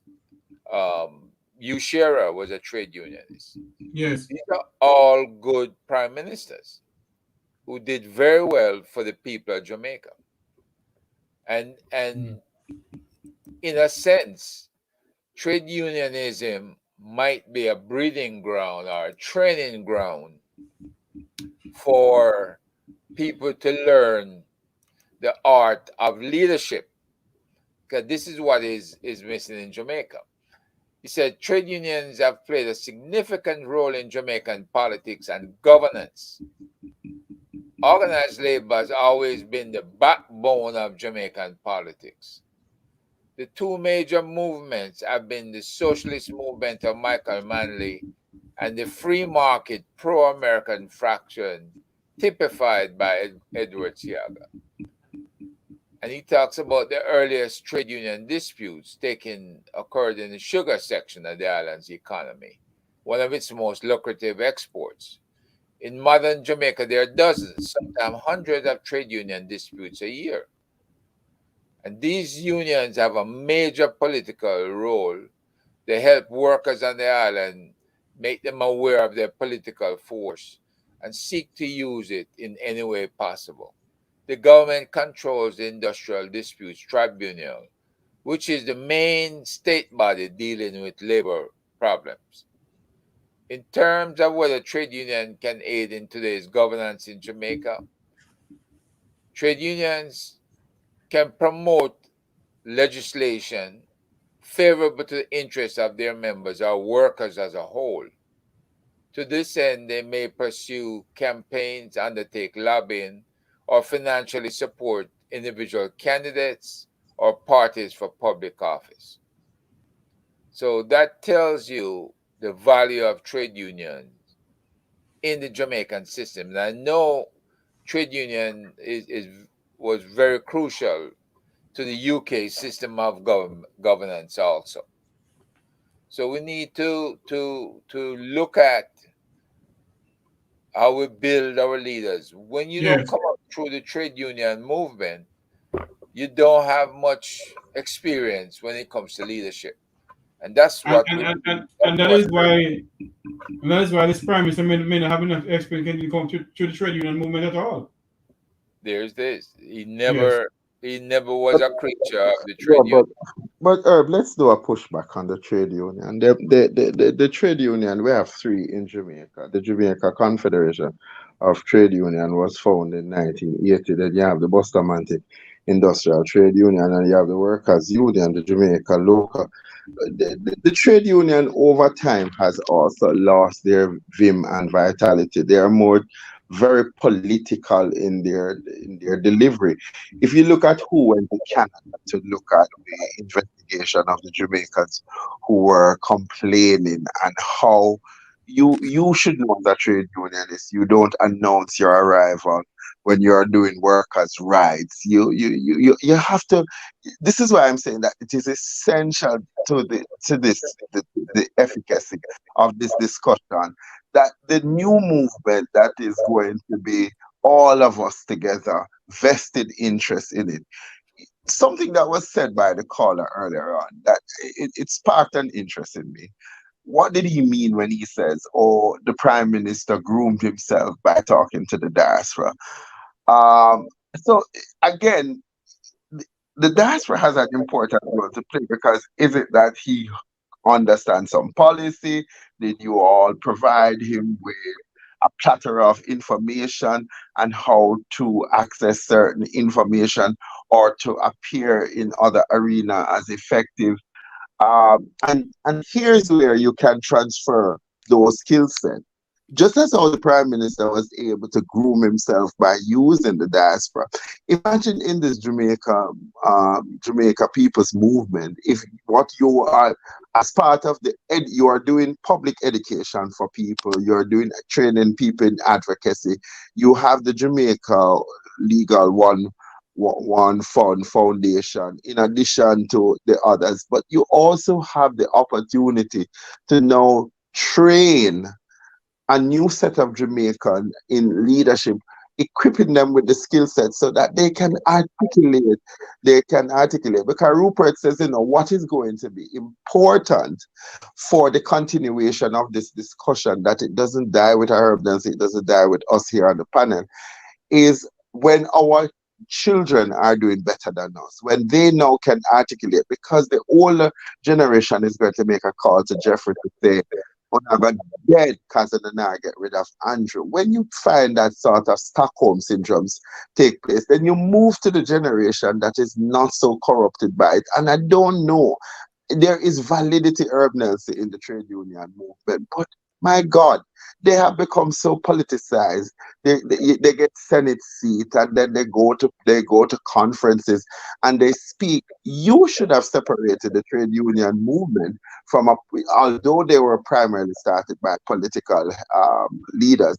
You should have been able, because when you are so close to the powers that be, can you effectively articulate the position of the people that you're representing? And you can tell me that you're going to do that without any bias, and you're going to do it free and have the integrity and the accountability to ensure that the people at the bottom is getting what they fully deserve. So, I mean, I would like for us to breathe a new breath of fresh air into the Jamaican discussion by we using our platform and voices and the time that we have left to add value to people at the community level.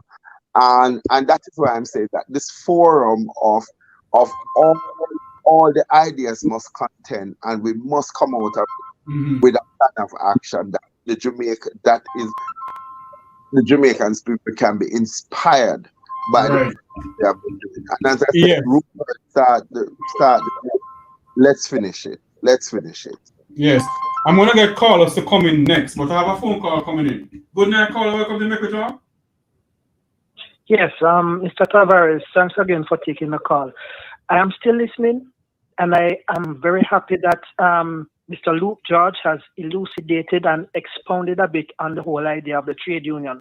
What it points out is, and I don't want to steal any of the thunder, which I think I've done, is that he has now looked, not only dismissed the possibility of a trade union, but thought in himself, germinated the own seed in his brain about what actually can be done to the trade union and its processes to make it more inclusive and representative of the workers, which is what I was trying to get to. And I don't want him to, I am enheartened by what I heard.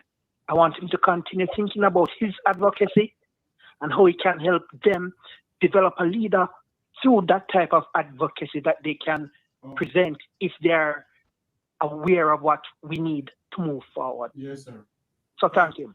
Thank you for calling in. Yes. Carlos? Sure. You see, our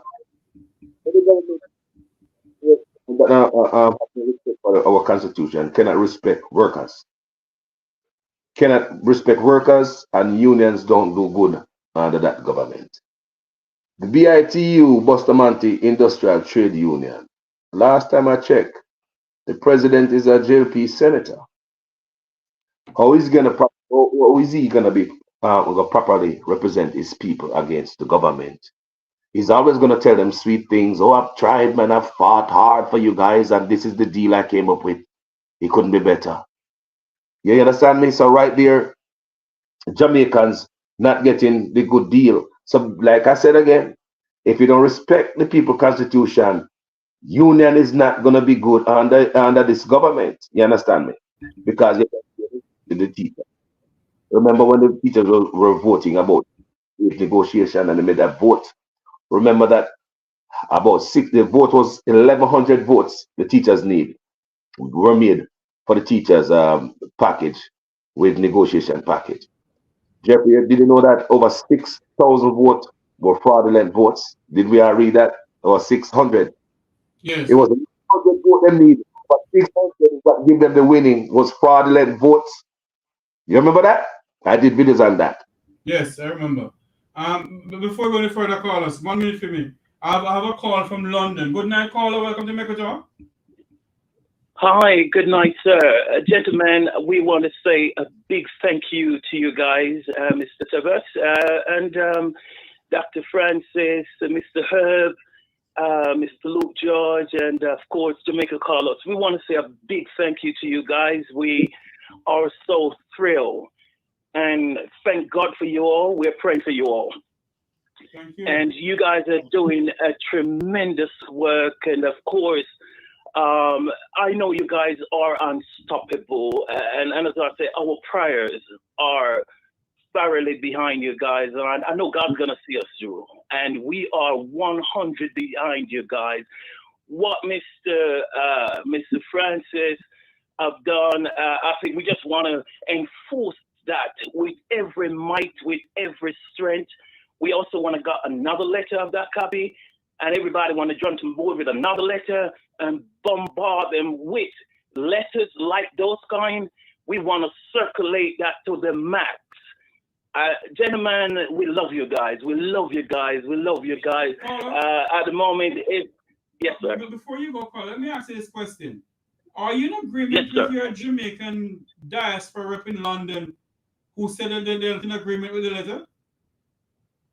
Well, put it this way, sir. To be honest with you, we only actually know by watching your program in terms of what we actually saw from yourself, Mr. Wayne Lonesome, Mr. Rattigan.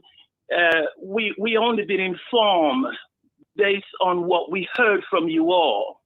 So we don't really, to be honest, we don't have any contact with any one of the diaspora here. This evening we have seen where one of the person came on, but they were, in that diaspora, activating at some time, but this was years ago. And of course, they didn't want to listen to him. Points have been put forward. And when he put forth the point to say, well, things has to be addressed, government need to be held accountable.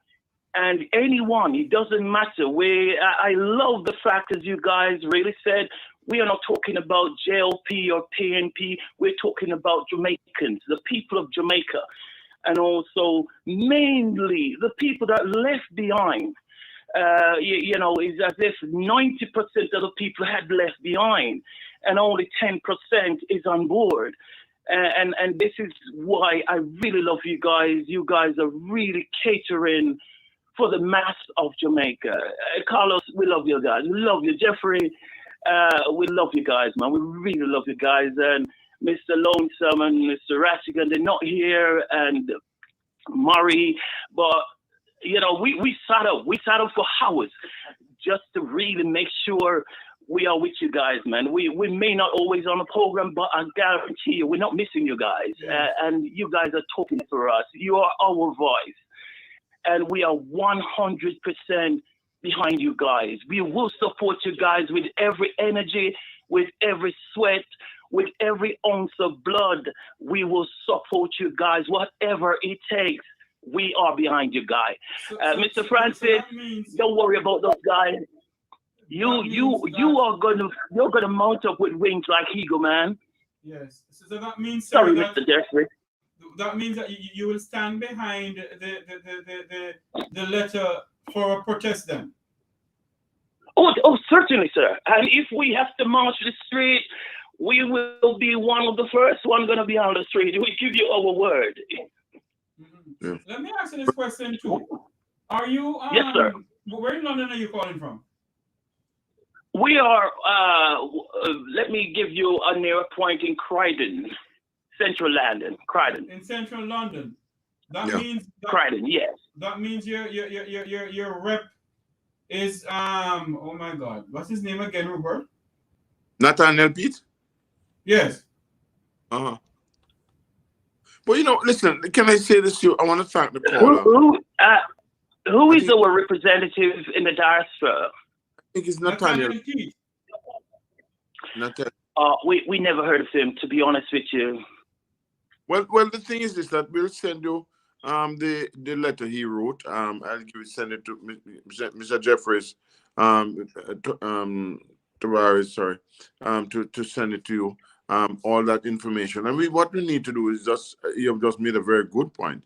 We have to reach out to those persons who are watching and listening so that they can be in contact and so on, because it's very, very important.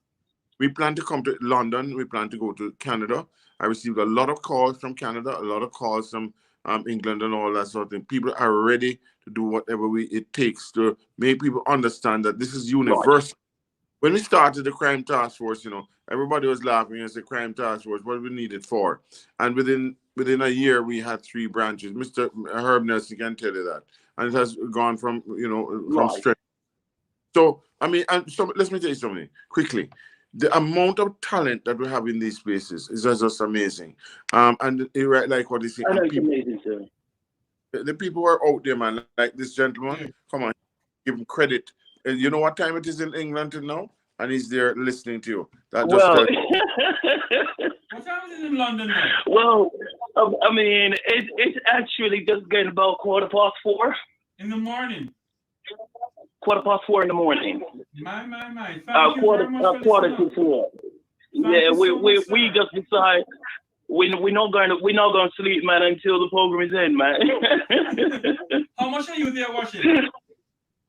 Well, myself and my wife at the moment, the kids are actually sleeping, but myself and my wife, we're home, man. Thank you so much for coming on. Thank you so much for getting up and watching us. And you know what? Continue to spread the word of a Make We Talk program on others. Definitely. Definitely, man. Absolutely, man. Well, that's always on the forefront of us. And as I said, I just really love you guys. Mr. Lonesome is not here tonight, and Mr. Rattigan, but we don't miss the program none at all. Jeffrey, oh man, we love you, man. Jamaican Carlos, we salute you, man. We salute you. And of course, as I said, Mr. Francis, you will be like an eagle, man. Don't worry. No bird can keep you down, man. You will be like an eagle. And as I said, we thank you guys so much for talking for us, for representing us. And we're thanking you guys so much. Words would fail us to say how much we appreciate you guys. You guys are doing a tremendous work. And in fact, you guys are unstoppable. No weapon that form against you will never prosper. And we believe that God's going to see you guys through. We are going to be like an ocean. And if they blocked us, they won't going to cause problem on themselves, because we will come like a ocean. Anything that come against us is going to be trampled. It's going to be demolished, because God is on our side.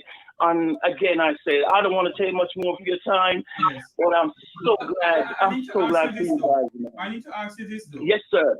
When you're on the streets of London, what do you hear the people of London, Jamaicans who are on the street of London, what do you hear them saying about maybe a Win Lonesome program, a Rattigan program, or a Make We Talk program, or a Jamaican Carlos program? What is the views on what is going on in Jamaica?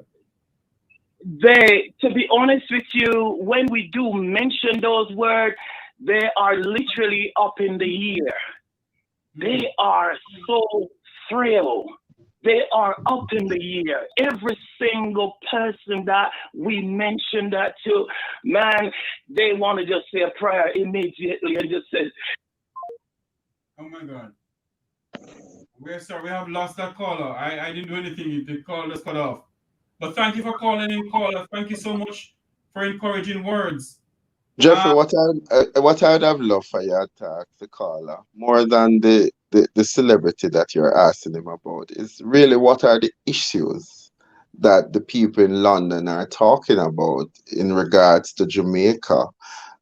We know what the bloggers are doing in terms of the education, but what are the key issues? Are they similar in nature? So we know that we can find a common niche in twinning what they are saying to what we are saying, and use the opportunity to build out your contact list, Jeffrey, in terms of, because what he basically said is that there is a diaspora, but he's not even aware as to what it is. So this is part of the information to get those on the outside to come in and strengthen what the diaspora is doing.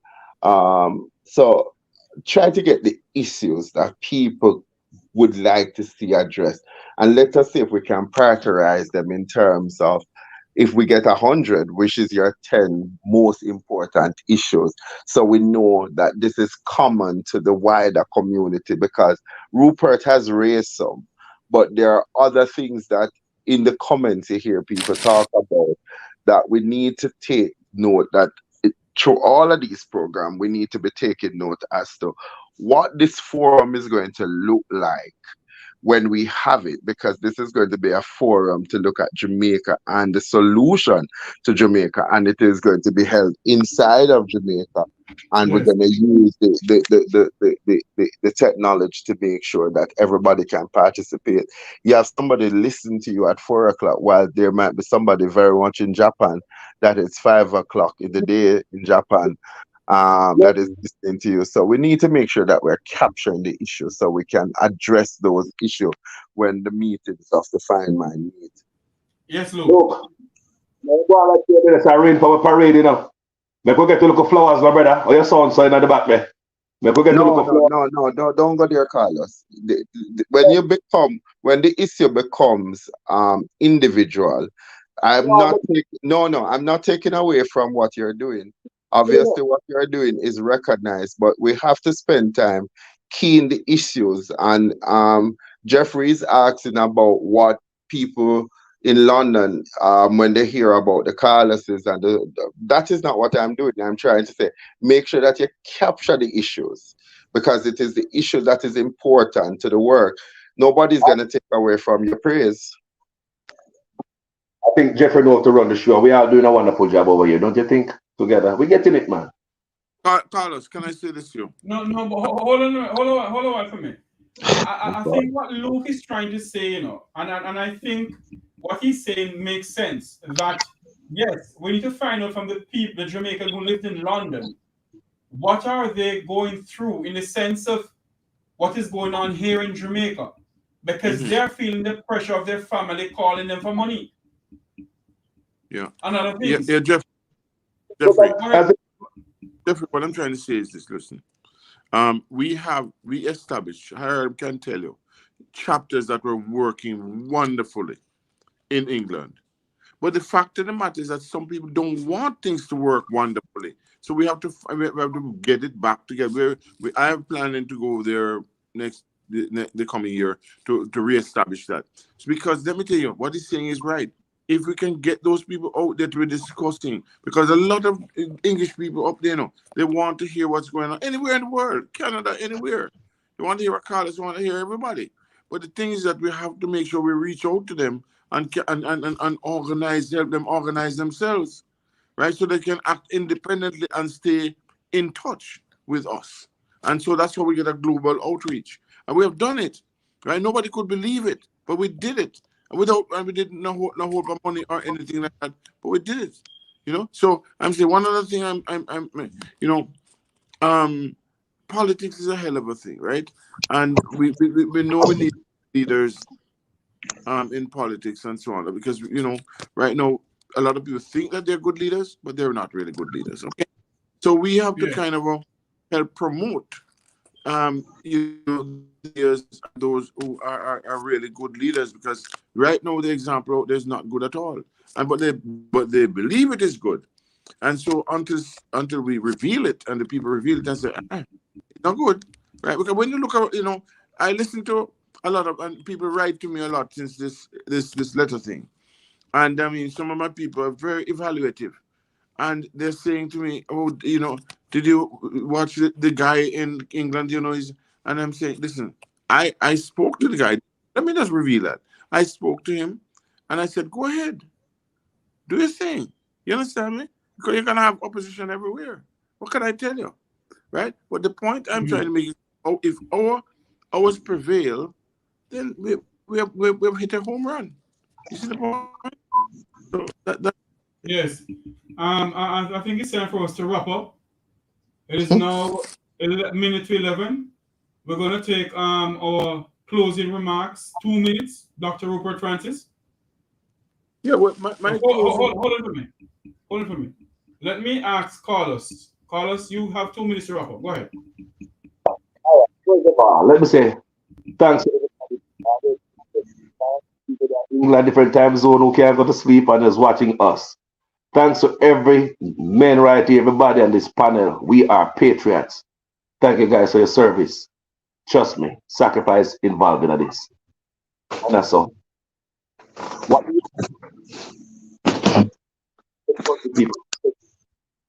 need. Sorry, hold on for me. Luke, can you mute your mic for me, Luke? Please. It's 11 o'clock. All right. So what we say is that we do not want any handout over here. We come over here and we understand how politics is work. We are knowledgeable. We are more intelligent. We don't go back to school. We realize that when politicians do a fraction of the things that are done in Jamaica, the politicians do in Jamaica, them go to prison. So you don't think we grew and know say what you guys do out there is bad, and you guys don't go to jail for it? We have learned a lot of things that don't look right. Like the politician who beat his woman with a stool. We come over here, we know say if we even punch the wall in the room where our woman is, we can go to jail for it. If you throw something on the wall or the TV and the woman is in the same room, you can go to jail for it. That's simple. A woman call 911, you're gone. I was seeing the politician beat a woman with a stool. And nobody has been enough to. Yeah. That man could never be my friend. No friend I have could do that to a woman. I'm still be their friend. So all these things is so wrong to us and embarrassing. So let's talk about embarrassment. This letter right here is a breath of fresh air. People, when I woke up this morning and somebody sent me the write-up from in the Gleaner about Brother Dr. Rupert's letter, believe it, Tavares, I was feeling so good. It's like, yes!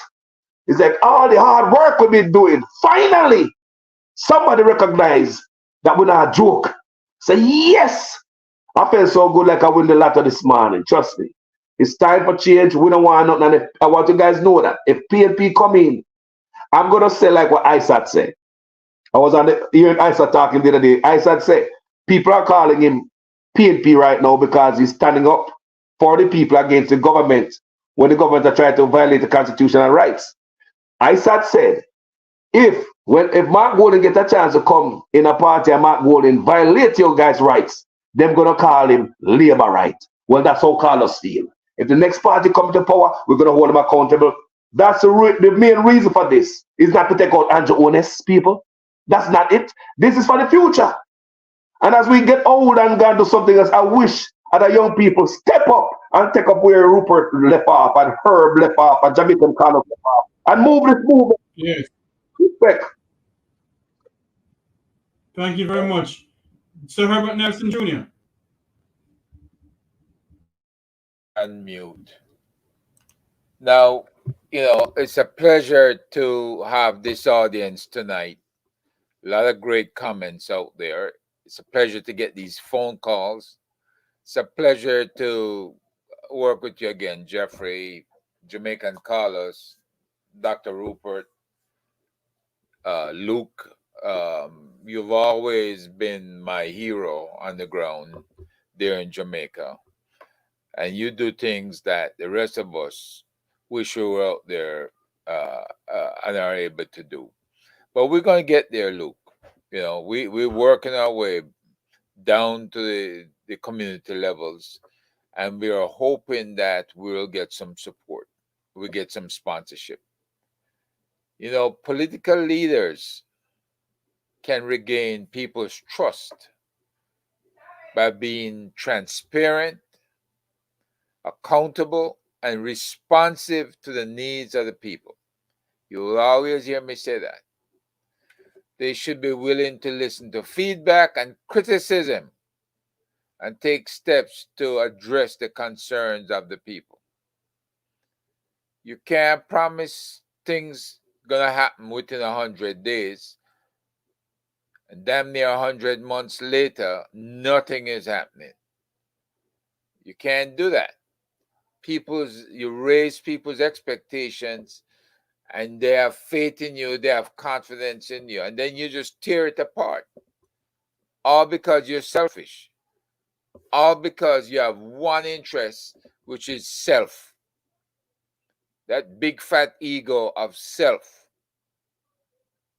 You and the missus becoming millionaires, closing in on billionaire status. I don't know where it's going to get you or how you're going to feel good about yourselves and your legacy. And I know as young as you are, you're worried about your legacy. But you cannot leave the people of Jamaica to wallow in the mud. You cannot leave them needing the same way you found them when you took over. Continue. And it's just getting worse. You have to energize all people, regardless of party, to participate in the process of good governance. And the government should also ensure there are opportunities for participation and that the public is informed about the issues. Informed about the people who kill people, like your lawyer. His involvement, and then he goes and he gets a doctor's letter so that he cannot be investigated for 2 weeks. It's happening in his house, a secure house, nobody broken. The government needs to ensure that the police have the freedom to investigate and to be able to do their jobs effectively. You cannot have people because of their names that are immune from prosecution. The boy's throat get cut and the police don't have access to the cell phone. Don't have access for weeks. So you cannot continue to have a set of rules for the people up in the hills and another set of rules for the people below crossroads and in other underserved communities. It's completely ridiculous and unfair.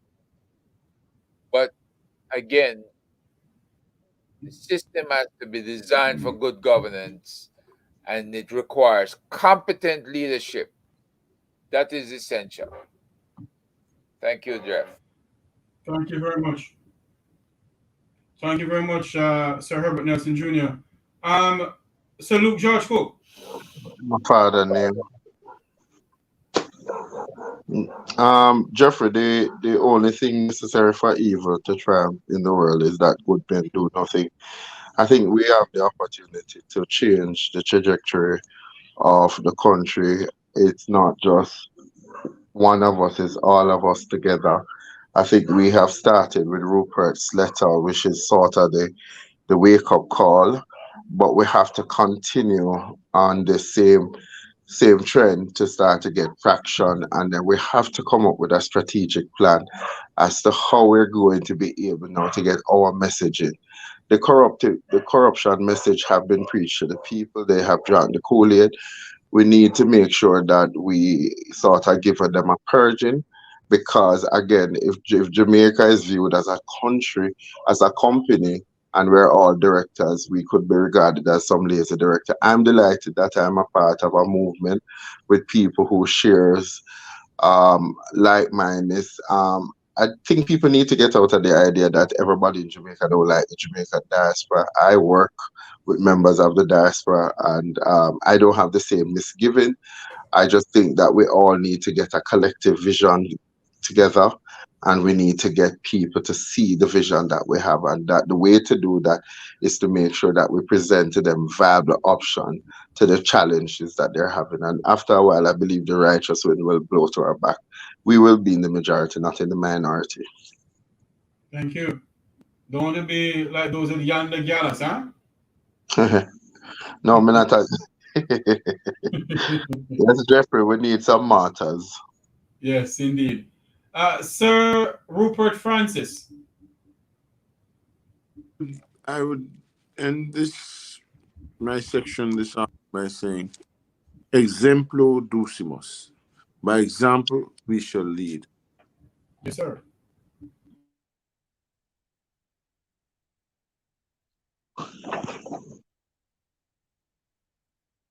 Dr. Francis, you're muted. We can hardly hear you. As I was talking about, I'm saying to you, exemplo ducimus. By example shall we lead. It cannot be that somebody who is elected to serve the people believe that the people are their servants, right? That's why it's called servant leadership. You have to go there with the intention of serving everyone. And we have to get away from this diehartism on both sides, you know.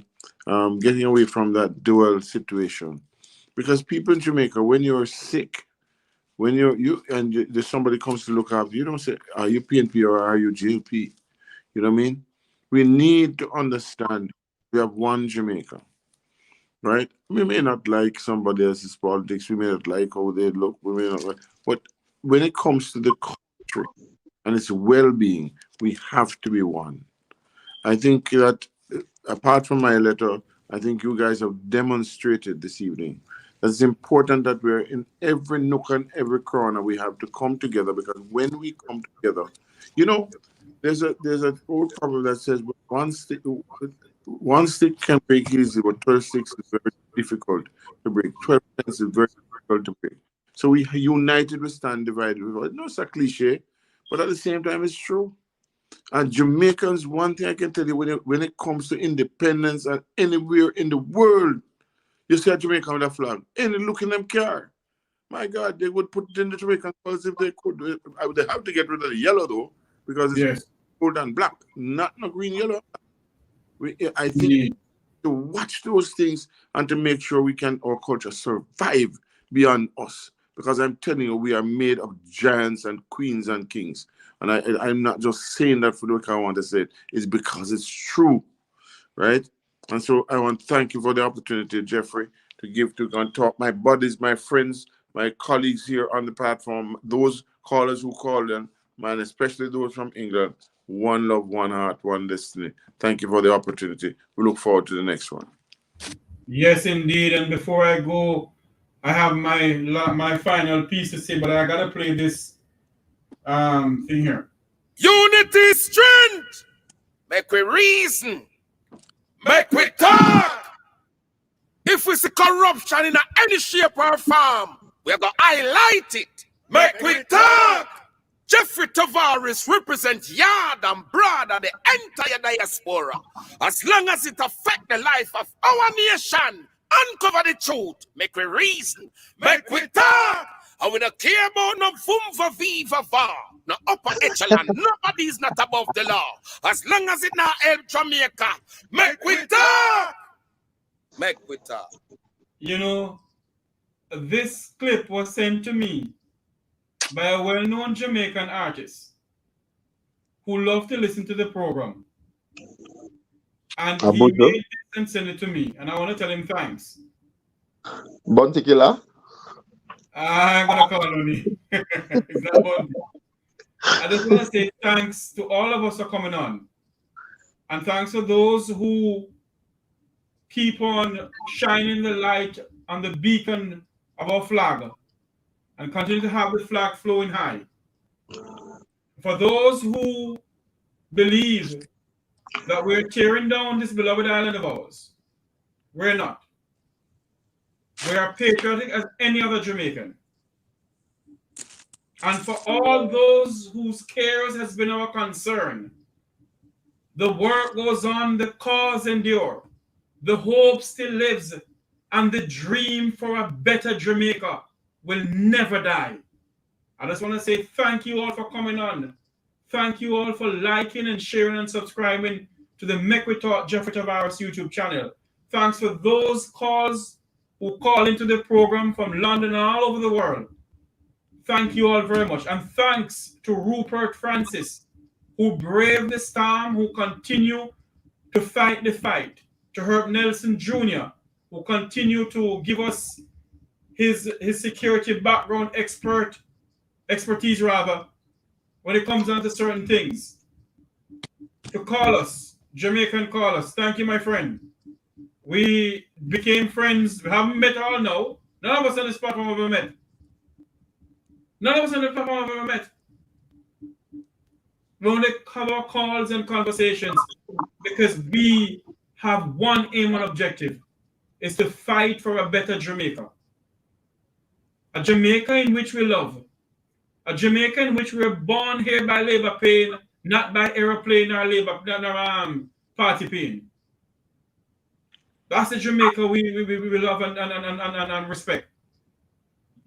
And for those out there in the Jamaican diaspora who believe that Jeffrey Tavares or others is tearing down this country. It's farther from the truth. It's further from the truth. I am and always will remain a Jamaican, the land of my birth. But I will not stand by and indulge in any nepotism, cronyism, nor corruption in this country. No one can buy me out. No one can offer me any positions. No one can offer me any OD, OJ, or CD. No one. I'm an independent person and I speak independently. Jamaica is bleeding from within. Yes, there are some good things going on in Jamaica, but there's bad things going on in Jamaica too. Yes, tourists can come to Jamaica because they feel free, that they feel safe, but yet there's Jamaicans in Jamaica who are being gunned down every day like blackbirds.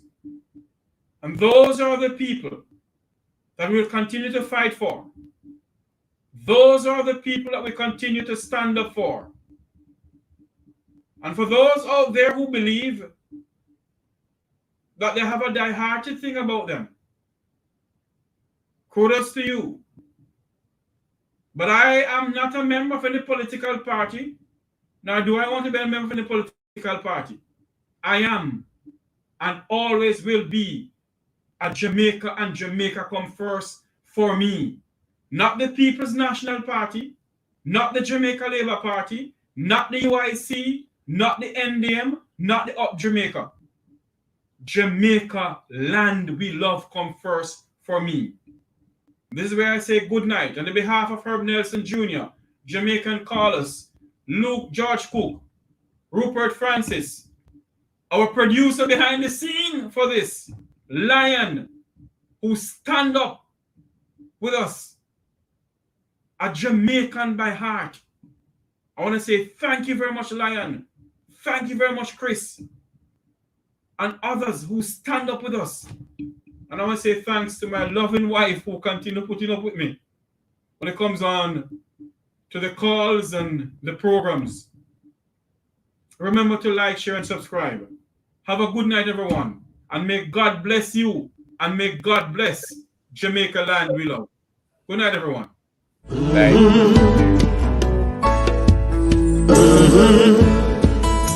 When the game gets rough and this life just seems so tough, make we talk, my people, make we talk. When this town becomes an ugly place, don't let it erase the smile from your face. Make we talk, people, make we talk. Conversation is the key, a guiding light for you and me. Spark a talk and you will see. Conflict solver A to Z. World leaders master the art of self-defense just by talk. So people, make we talk. Hey, we're living in a world that on ourselves we must depend.